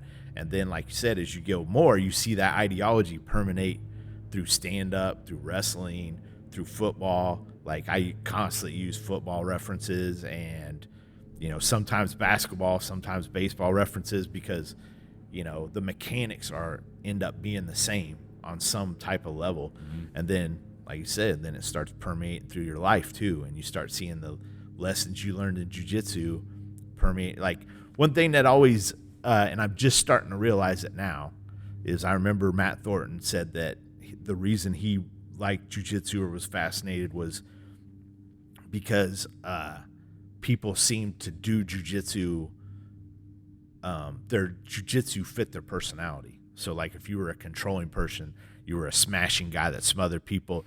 If you were a laid-back guy, you know, you played open guard and just let people come at you. And, like, that's one of the things I'm just starting to realize is, like, that I love efficiency. Like, that's the thing that I really love, or I'm really concerned with. Like, not to say I get a lot of stuff done, because I procrastinate, like, quite a bit, but I've realized that that's one of the reasons I procrastinate, is because I'm so efficient at doing something that I can wait till the last minute, and then, like, all of a sudden, like, I'm superhuman. Yeah. And I can actually, like, impress myself and be like, how did you get all that stuff done in, like, one night? But yeah, like, I'm, you know, just like running off to the store and getting something. Like, if I have 3 places to go to, I'll instantly think of the best route so I don't have to cross traffic. And it's like, and so like, that's one of the things I'm starting to like look at with my students is being like, you know, oh, that's your personality. Like, it's no wonder, you know, you go after and take everything in life. And so it's like, you go after and take that submission, or again, you're a laid back guy that goes with the flow of life. And that's how your jiu-jitsu too. And that's one of the other fascinating thing that ideology continues to stay true. Yeah. You find out a lot about yourself when you embrace a challenge like jiu-jitsu. And you find out a lot about other people too. Yeah. Absolutely. That's like I kind of tell people jokingly, but it's like my number one job is understanding egos. Like that's probably the biggest thing that I've had to master is like, you know, and I heard you say it the other day, like, you know, you've talked to enough people where you can kind of get a sense of, and that's the way it is. You know, I can just, with a phone call, like that's why I make people text nowadays too, is like I can tell with a phone call that where your ego's at. Mm-hmm. Like, because you'll have so many people call up and they feel the need to tell you everything that they've done in their life, and then they never end up showing up, and I can tell that like almost instantly. It's like, you just called me up because you wanted to brag about all the martial arts that you've done through your life. I don't care. Yeah. Like I don't know who you're talking about. I don't, especially like when it comes to the old school martial arts. Like I've had guys go into their lineage and stuff, and I'm like, it doesn't matter to me right now. Like come in and train or don't. Like that's right. That's all I want. Quite literally one proving ground here, and it's at the end of class when you go, all right, go ahead and roll. I mean, that's the only place where your skill set really matters at all. Like that. Well, not only does it matter, but it's like just you being here. That's all that matters. Yeah. Like it's like, dude, I don't care if you're good or, you know, if like you're a D1 championship wrestler, I'm gonna be like, heck yeah, come on, I'm gonna be excited. But it's like, you know, sometimes I'm not excited about that either, because that has another host of problems that you got to deal with as a coach. Right. And so it's like, yeah, dude, just come in. Like, I don't care. Like, you don't have to. It cracks me up when people like think they got to try out to join a gym. I'm like, well, how do you think you ever get started if you got to try out to? But it's also crazy, you know, where I feel like where my ego's at is always larger than I want it, and I'm always trying to stuff it back down. And luckily there's stuff like this that really helps and makes a big difference in like pushing that ego back down, because you show up here and you're like, oh yeah, I really suck. Like I'm really, really bad. But it's also, you also have to think about that there are possibilities, and like that it's going to be okay and you will get better. Like the idea to me of any of the instructors I've had, including you, any black belt being a white belt at one point who had no idea what they were doing is crazy to me, because it never feels that way. But that's true for everybody. There was a point where you didn't know shit. You just didn't.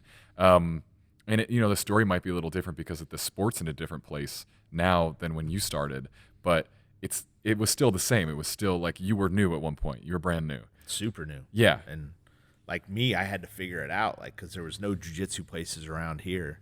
Like, especially, you know, I grew up about an hour north of here, and there was definitely nowhere around there to do anything. Right. You know, and it was like, so I started with a guy named Earl Walker, who's probably one of the best boxing coaches in the state, for sure, if not the nation. And he's a credible martial artist. And so, like, he kind of went by the Jeet Kune Do philosophy, and was just incredible, man. Incredible kicks. Like, I mean, I think he's 52 and like just in incredible shape. Like, I still wouldn't tangle with that guy, and I outweigh him by 100 pounds. Yeah. So, the focus. But like, I was able, you know, like this was like 97, and like the UFCs were on. You had to go rent them on videotape, and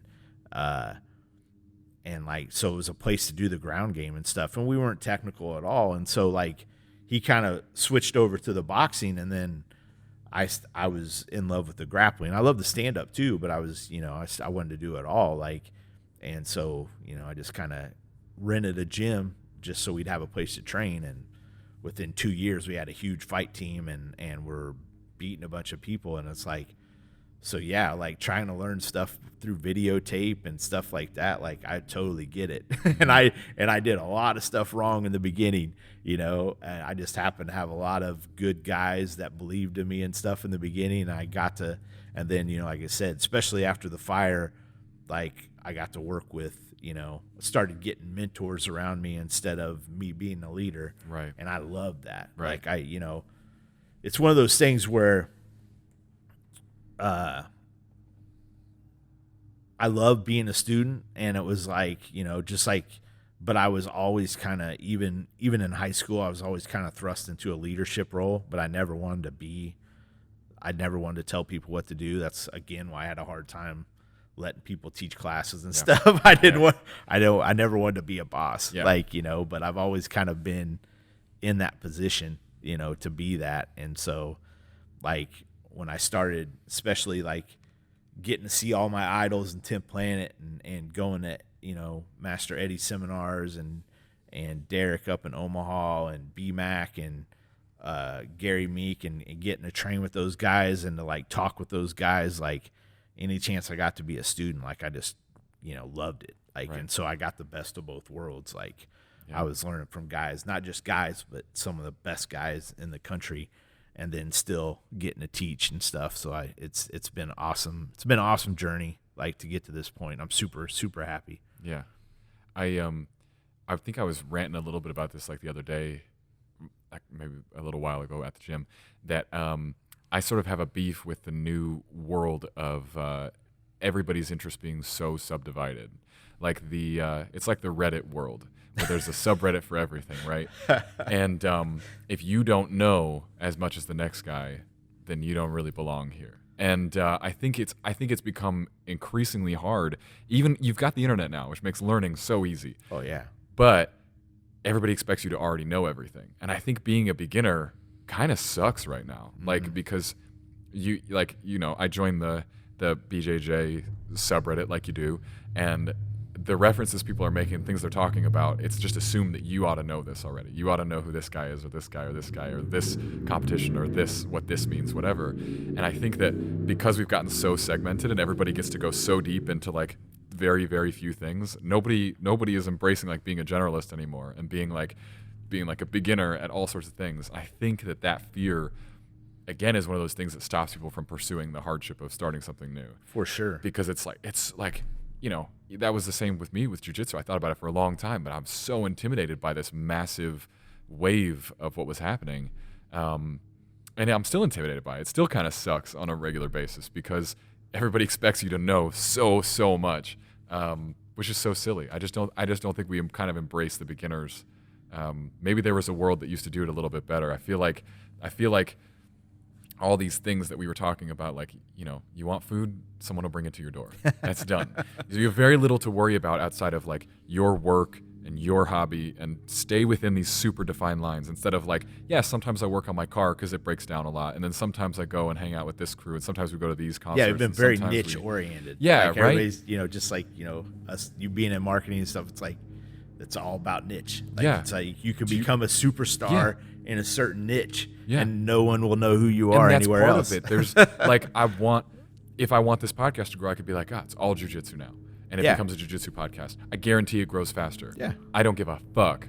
Like, that's not what this was ever about for me. And I feel really strongly about that. So I actually hate when I start to have like, oh my goodness, this is all like the same type of topic we're talking about. And I feel the urgency to change it up and talk about different things. But again, like jiu-jitsu was like 50% of what we talked about today. Like it's not everything. Oh yeah. It's just a link to more interesting things. Jiu-jitsu's life. But you're so like encouraged to have like this be your niche. It actually makes me laugh. It's like a big 10th Planet thing. And I'll rag on some people really quick because I think it's hilarious when people make their Instagram like, I'm now 10th Planet Tyler. Like I'm Tyler 10P. That's my handle now, because I'm like, really? That's it? Like you locked in? That's your whole brand now, man. That's the one thing. I think it's super interesting how people really want to narrow in. I do it too with all sorts of things, but everything I do, like whether it's the Wild Hickson's brand or this podcast, I'm like, let's just be real about the fact that we're interested in like 20 different things. Like, let's see how those combine because that's what's interesting to me. Again, that's the ego. Like I've noticed, like we started in 2004, like in October of 2004, and the first Ultimate Fighter was in January because it was on my birthday. It was in January of that year, of that 2005.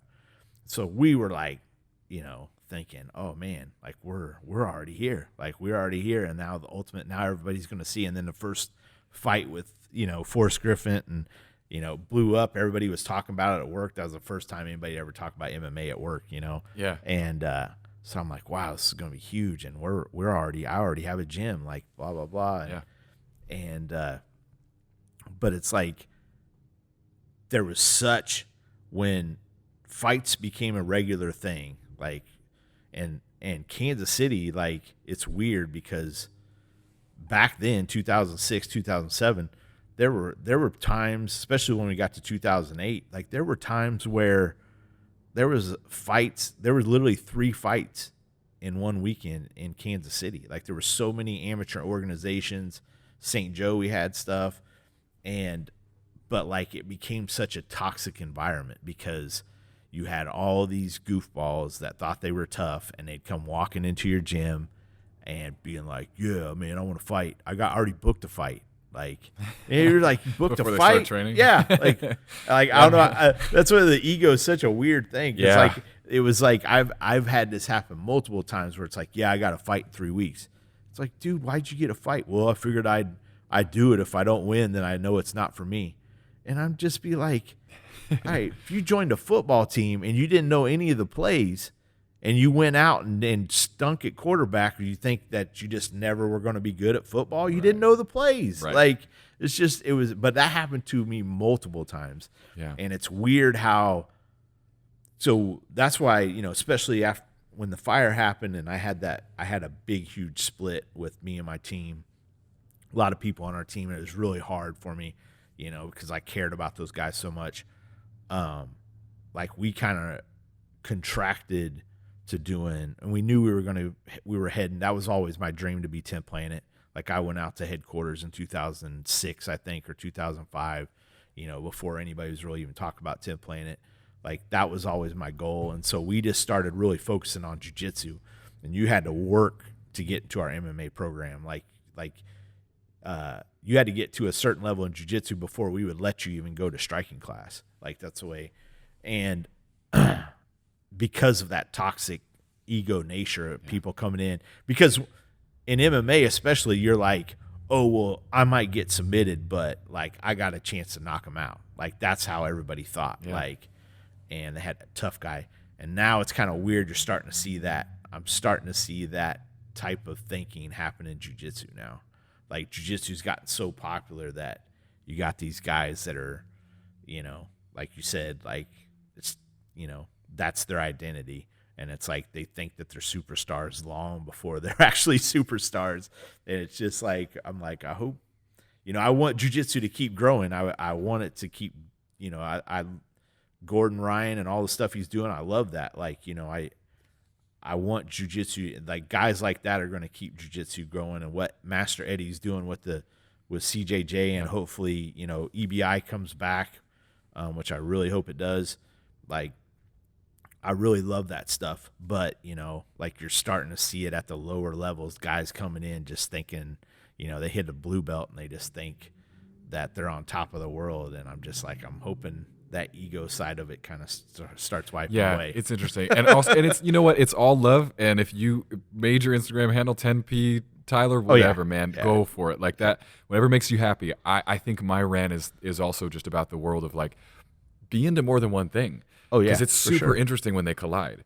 Everybody loves Joe Rogan. And the reason he was so interesting is because he wasn't one thing. He just showed up and all of a sudden you realize, oh, there's a weird connection between MMA and stand-up and hunting and all, he's into lots of things. That ideology is going through right. everything. It's just be you, like be you and be all the things you're interested in. I didn't know all the connections between sourdough bread and motorcycles and jiu-jitsu, but this podcast has helped me find all of those things. And that's where the real lessons kind of come from. But I think it's interesting. People want to narrow themselves into a corner so quickly. And it's like, I know you just want to go deep into this world, but you forget that there's an entire rest of the world out there. Like if you say Gordon Ryan to the person walking down the street, they're gonna be like, who? Oh yeah. Like, there's no way they know who that is.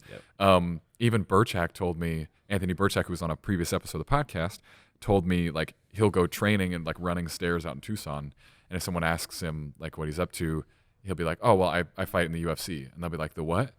Like, and that blows my mind. Yeah. And I think the UFC has gotten, like, there's a lot of people, like, you see the tweets come in now during the fights. Oh yeah, it's super. Yeah. And you're like, I didn't know that person, like, gave a shit. Like, famous actors or whatever, you know, care about the UFC. Like, Gordon Ramsay loves the UFC or whatever. And that's always funny to me. But there's still a massive amount of world out there that's like, the what? There's fighting? There's you get paid to fight? Like, the world is so much smaller than we think it is, but at the same time, it's so huge. Like you said, like just like with the niches, like there'll be something that you don't even realize exists, and like there'll be these people that just are superstars in that niche, and it's like it's crazy, and it's like, you know, you're just like, how many like startup millionaire businesses can there be? Yeah. You know, it's like, well, like even in sports, like it's almost infinite. Like, you know, like growth is infinite. Like, you know, we think it's so small and you can only make so much, but now that we have the internet, like I feel like you were talking about people getting narrowed down, I see like a lot of the opposite too.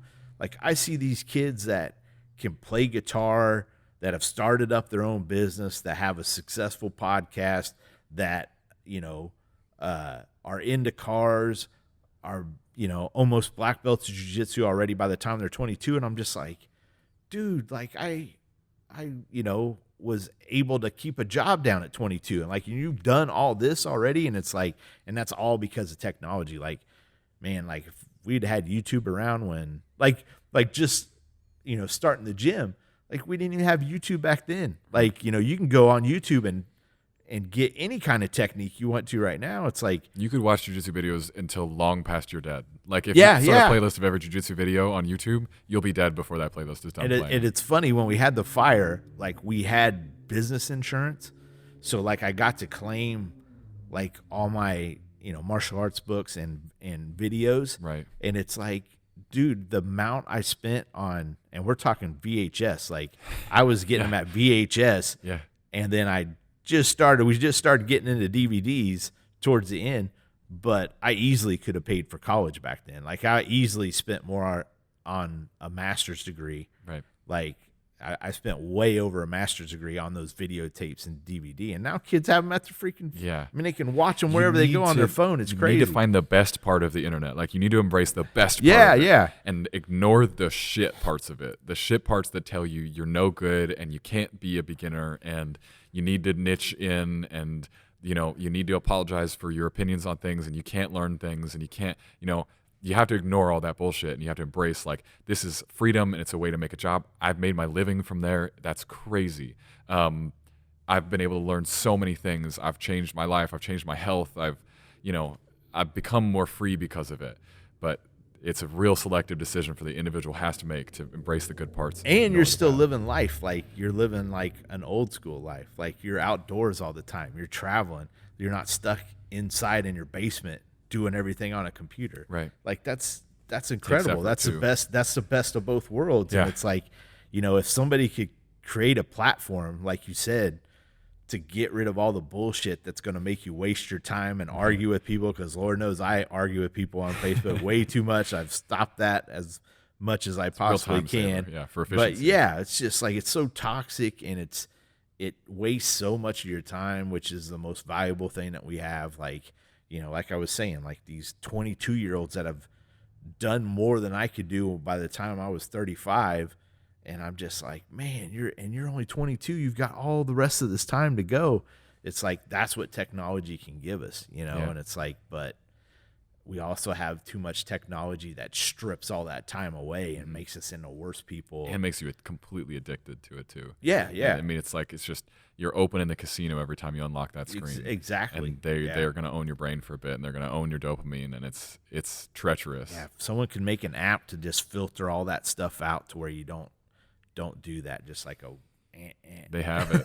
I mean, it already exists. Like you can put time limits on all your apps. You can get the simple phone, the whatever they make. I forget what it's called, but it's, you know, people are going back to flip phones, all these things. But you know, as soon as you and you can't get some of the good without the bad. Like, you I can't get build away a from brand and create something unless I embrace that someone's going to say something shitty on something.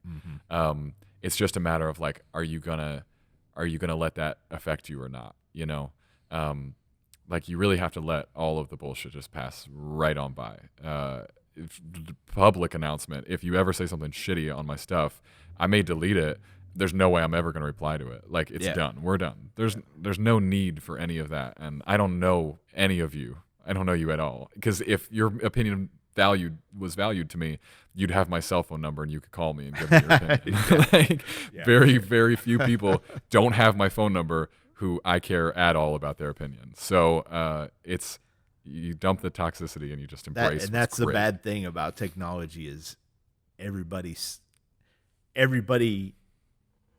got more powerful than they would ever get in their whole life. Yeah. Like everybody, I know Joe Rogan talks about this quite a bit, but it's like these people that have mediocre lives or don't feel good about themselves all of a sudden have power. And, that's one of the most toxic things is shaming people. Yeah. And like, by any other, it's easy to get addicted to shaming people because you have power over them. Yeah. You feel like you are the moral superior, and that can just be addictive. Like, that power can be, even though it's bullshit, it's bullshit power. Like, it can get addictive and it can just control your whole life. Your ego gets out of control, and it's hard to reel that back in and live a positive life from that. Like, it's sad.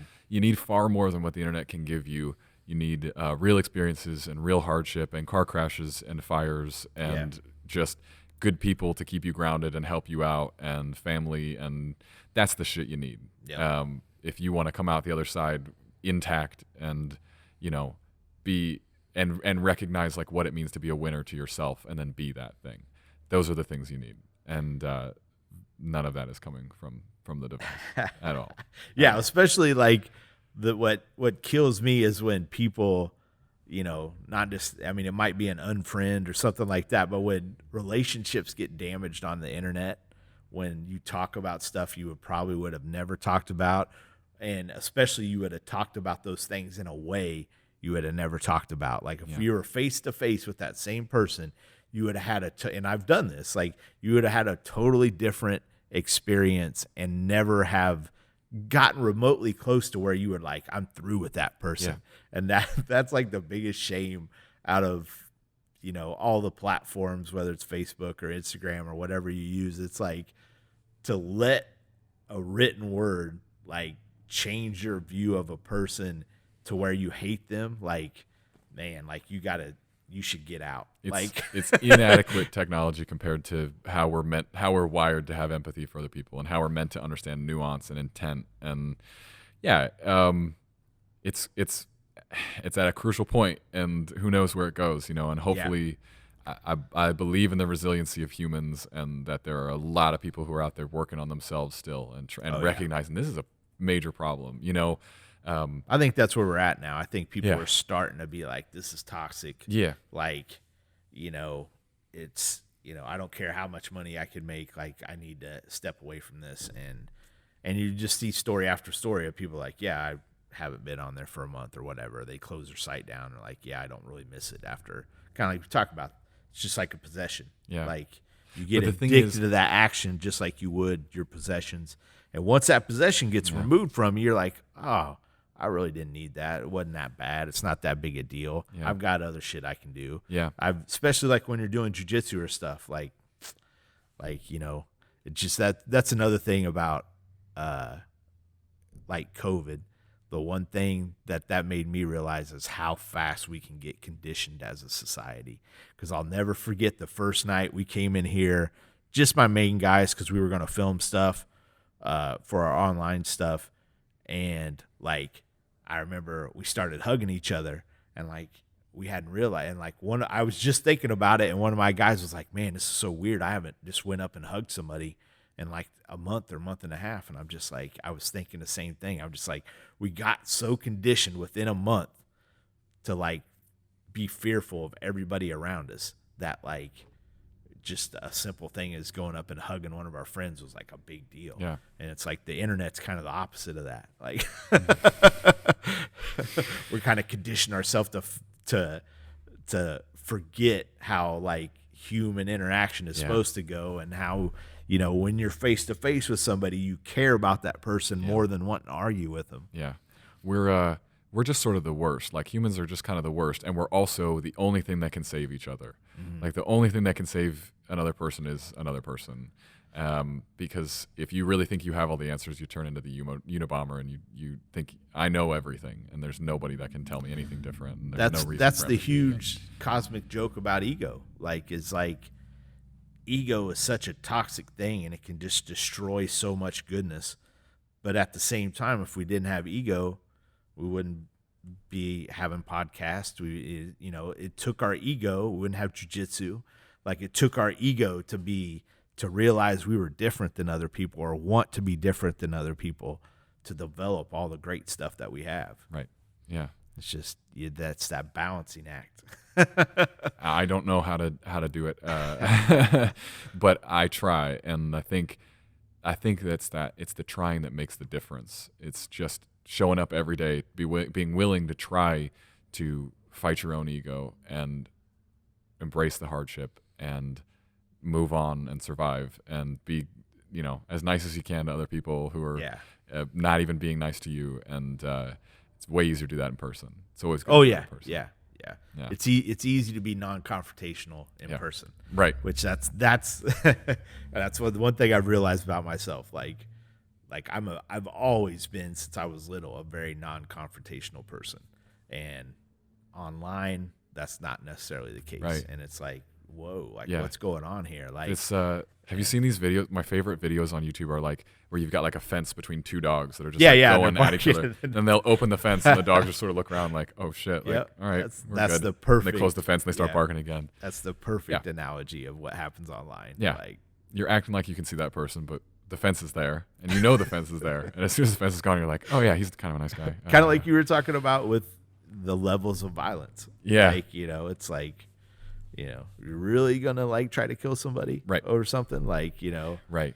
Yeah, it's that book is a life changer. That book is when people like I had a great former podcast right here in Kansas City with a guy named Ricky Reyes, who owns Anchor Moto, and we talked about motorcycles and stuff. But it was funny to me because there was a moment where I argued with him because he's like, yeah, I don't remember why, but he was like, yeah, I'll punch someone if they're doing something that I think is wrong. Like I'm not afraid to punch somebody who's like hating. And I was like, hey man, you should read this book. Like, because this book will tell you that like some of the rules that Tim Larkin sets up are like, everybody is 6 seconds from pulling a gun out and just going absolutely nuts. Like you don't know when that 6 seconds is, and you don't know that guy you punched hasn't been to prison a few times and knows how to shank somebody. Like it's just, you don't know what anybody's fucking story is, so you're never the cock of the walk, man. And you like, but I think Ricky's also like a fun guy. We didn't really get in a real argument about it, but I was like, that's so like I used to feel that way. Like I'm gonna cause justice in the world. And now I'm like, I'm not going to cause justice in the world because, for one thing, like violence doesn't really lead to a better world anyway. Like the only way you can change someone's mind is through love. Like you can't force somebody to be a better person. Yeah. That's just never going to happen. Just like kind of like online, like you can argue with somebody and show them all the facts you want. They've already got their opinion made up. Talking to a wall, you make it worse. Like, so you're just digging their heels in. Wasting your time. Yeah, all you're going to get is they're going to hate you or unfriend you or whatever. And, right. It's kind of like what you were talking about. One of the early days of one of the first fights that we fought on. I remember we were in there, and it was in a bowling alley, and it was a small venue, and had really good fights. And I remember I was walking around, and there was this table of these young kids, and they were like mouthing people, and at the time I was walking with Galen Brown, who was a well-known boxer up in St. Joe. Rob Kimmons was there, who was the first UFC fighter to fight out of Kansas City, and just like all these, like some of the baddest people in Kansas City. And I'm like, these guys don't have a clue who's walking around, because they're not dressed like, they were just in regular clothes. They were dressed just like those kids were. All of us were. And it was like, these kids have no idea that they're like mouthing around the most dangerous people in Kansas City right now. And it's just, But like it doesn't bother those guys because those guys are confident in themselves. Yeah, Like, yeah. They're like, I don't have anything to prove to anybody, man. I know I'm good. Like, why would I bother? You know? And that's sort of what you get from practicing a martial arts too. Is like, it was amazing how calm I feel in like a confrontational situation even already, because I'm like, I don't have anything to prove. Well, and not only that, but it's like you don't want to get in a fight because, like, you know, chances are, especially nowadays with all the video and stuff, you've seen the bad stuff that can happen. You can see how easy the body can break. Like, you know, I've had kids in here their first day break their toe, like, badly. I don't know how they did it. Yeah. Like, it was amazing. And it's just like you start seeing that stuff. Like, the thing about me, like, I can stand blood for all day. Doing this as long as I've done it, I can't stand it when something gets deformed. Like somebody's arm breaks the wrong way. I just can't hardly look at it. Yeah. My wife will look at it all day. She'll rip the phone out and look at it, and I'm always like looking at it from the side. Yeah. You know, and it's like that's the other aspect. It's not only do you feel confident and be like, you know, oh, I'm going to be more prepared from you. Like you might beat me, but it's not going to be easy. Yeah. You know, And we're all but I'm jelly. also like, you know, I know how bad this could go. Yeah. Yeah. For you or somebody else that's not even involved in it, or me. Like, I don't want any part of that if I don't have to. You know, it's not worth it. Man, you're gonna love that episode I sent you with Tim, because good. He has this. You'll like this story about this hockey game that there's like it's like a kids hockey team playing, and there's like a dad arguing with the coach of this hockey team, and I don't remember what the fight was about. It ultimately doesn't matter, but they end up getting into a brawl. They start fist fighting each other, and one of them ends up busting the other's head open on the concrete and kills him right there in front of the hockey team and his kid. And you know that's not this guy's intention. He didn't say, I'm going to murder this person. He thought, I'm fighting normal fight rules. I get to punch him. This is just hockey. like on this TV. is whatever. Yeah. And you don't realize that you end up. Yeah. You can murder someone. That can happen, and it's scarily easier than we all think. Oh yeah. We're not made to withstand everything. That's why we have armor. That's we can take very little like real punishment to certain parts of our body. Yeah. It's like the human body is way more durable than people think it is, but at the same time, it's way more vulnerable than people think it is. You know, Yeah. and it's like, yeah, I'm not juice. Like I always say, it's just juice isn't worth the squeeze. That's why I kind of like measure everything. Like, yeah, like it's like to get into an altercation again. It's just like talking online. What's the best outcome? Right. You know, like people used to ask me, like when I used to have a regular job, they'd ask me like, what would you do if this person? I'm like, well, I would try to choke them unconscious, and then I would probably pull their shirt over their head and pee on their face. And it would be like, and I know other people have said this, but I said this like 15 years ago. I was like, you know, and they're like, why would you do that? That's messed up. And I'm like, because at that point, I'm still a teacher. And it's like, if I punch that guy in the face and give him a black eye, he's going to go and brag to his friends. Like, they didn't see the fight. He's still going to have that ego that I got in a fight. Like, I'm from the street. I'm real.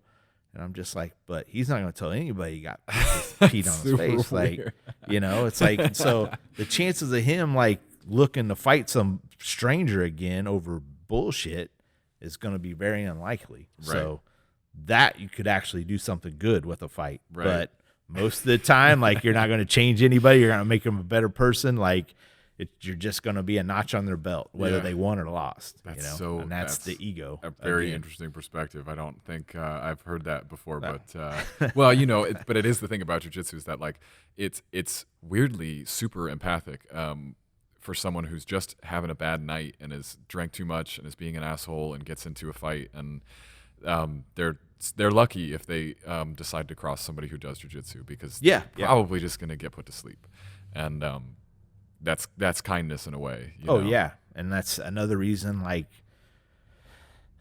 you know, police officers they need to be learning jiu-jitsu. Like, it's just a must now. Like you know, like I always say, like if I could rule the world, I'd make all drugs legal and spend all that time and money on making it mandatory cops be doing jiu-jitsu 3 days a week and being at the gun range 1 day a week, and it would change the world. Like, the cops would be more confident. They wouldn't get into altercations as much.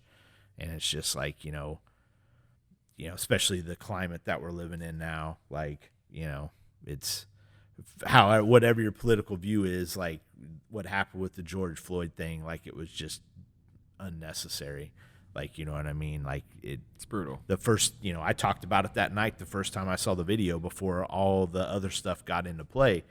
It's like, those guys didn't need to be doing that. Like, Well, yeah. it's like, those guys were obviously not trained well, or You go a step confident. further too, to your if you're in charge of the world plan here, and I'd advocate that like everybody should be involved in martial arts as a kid, because we've got this body that is a tool to do violence, and we're not taught what that violence really means or how to use this tool. But Or what we violence don't really embrace is. that it exists. Like we're like, pretend that there isn't such a thing, and you're not allowed to have fights at school, and it doesn't exist. No, violence doesn't exist, and that just puts everybody at a disadvantage, because Yep.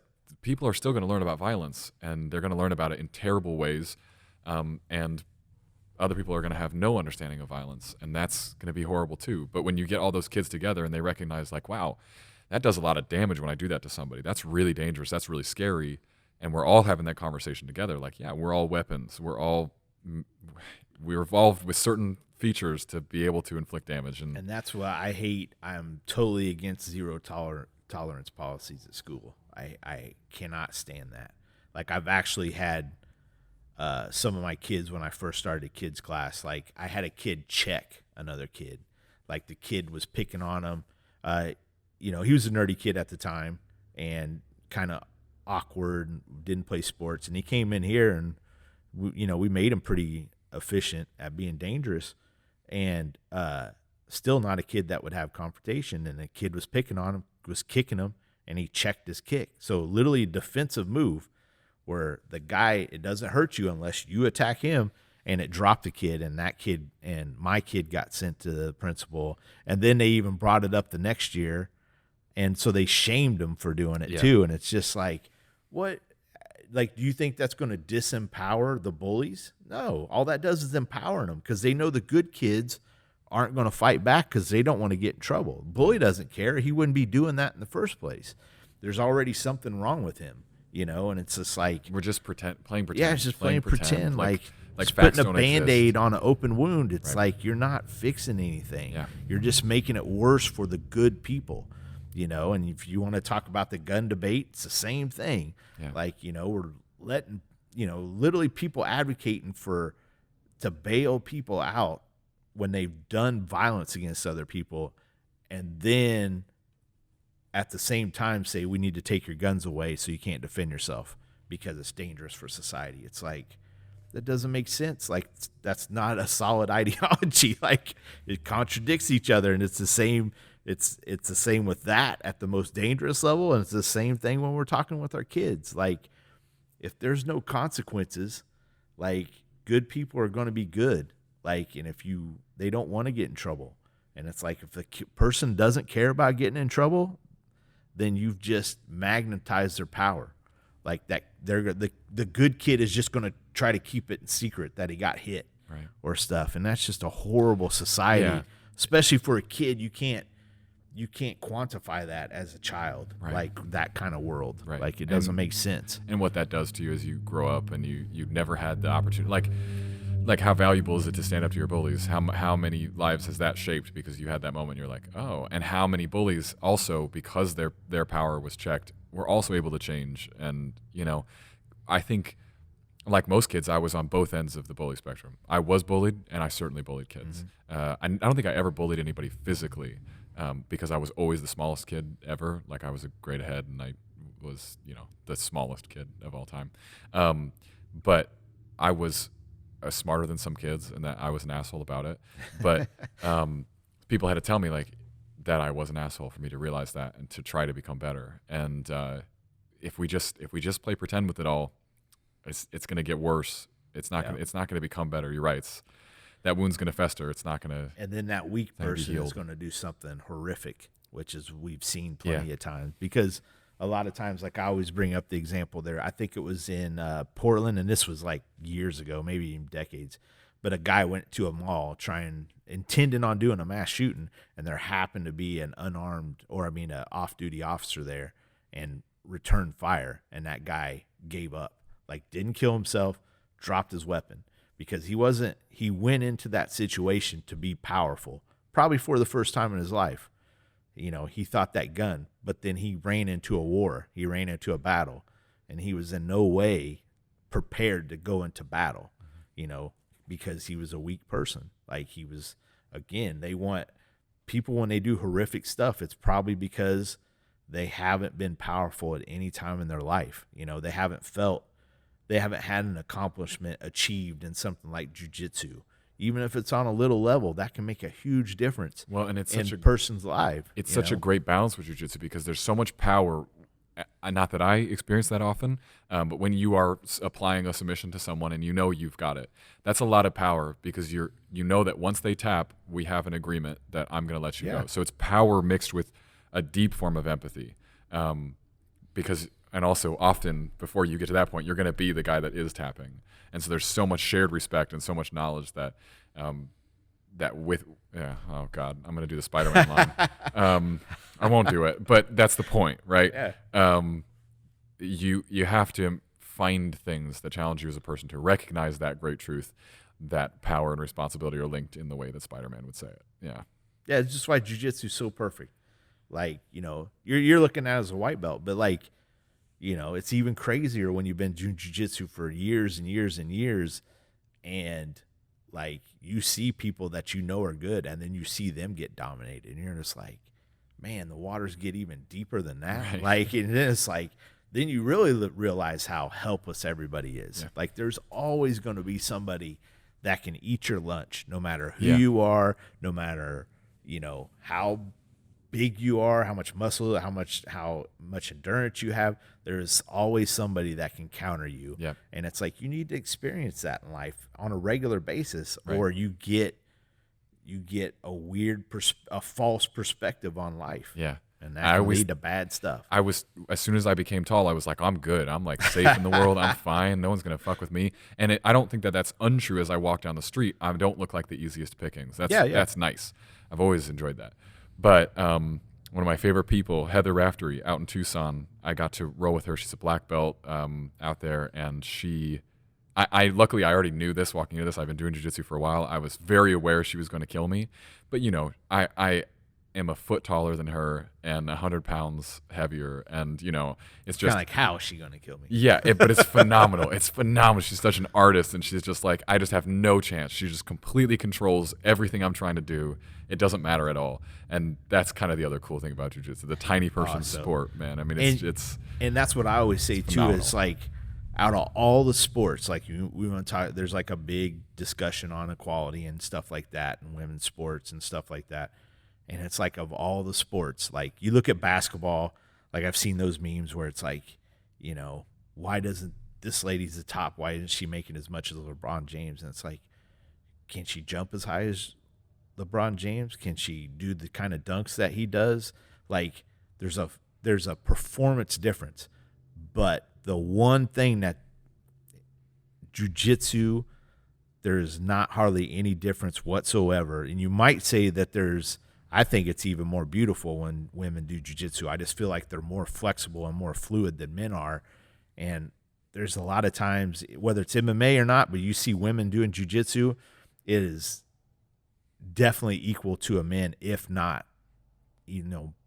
more beautiful than when men do it. So, like, another reason that jiu-jitsu, I hope, still continues to get elevated is for that reason, because that's like a huge joy for me. Like, we've got a couple of girls in our teenage class, and it's like, man, just seeing the potential that they have. And it's like, if I could have them, like, beat a boy or have a UFC fighter, I would much rather have them tap out a boy. Like, that would give me so much joy, because you're making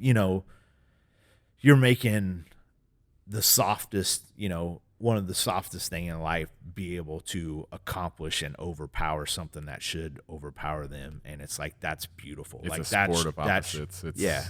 That's from the very beginning. That's potential realized, and that's like the greatest thing of being a coach, right, is to see that. So yeah. Well, I really appreciate your coaching here, and it's just been a phenomenal environment to learn in. And luckily I get another few days out here before I got to take off. I'm excited about it. Hate being busy, hate not coming here, but it's also important for me to like recognize where my limits are. and to take time off, like we said, and come back with fresh brain and create new tracks of thoughts. So that's going to be fun. So if you're in the Kansas City area, this is the place to go. Just outside of town in the old Platte City kind of spot, and it's nice to get out of town actually a little bit. To be honest with you, I miss the small town vibe, man. So thanks very much, Jeremy, for being on the podcast. Thank you. It's awesome been awesome talking with you, and awesome training with you. And thanks to all your guys for having me. They're just the nicest guys. I've had a great time out here. Thanks everybody for listening to the podcast. As always, thanks to our sponsor, Track Farms, and we will see you on the next episode.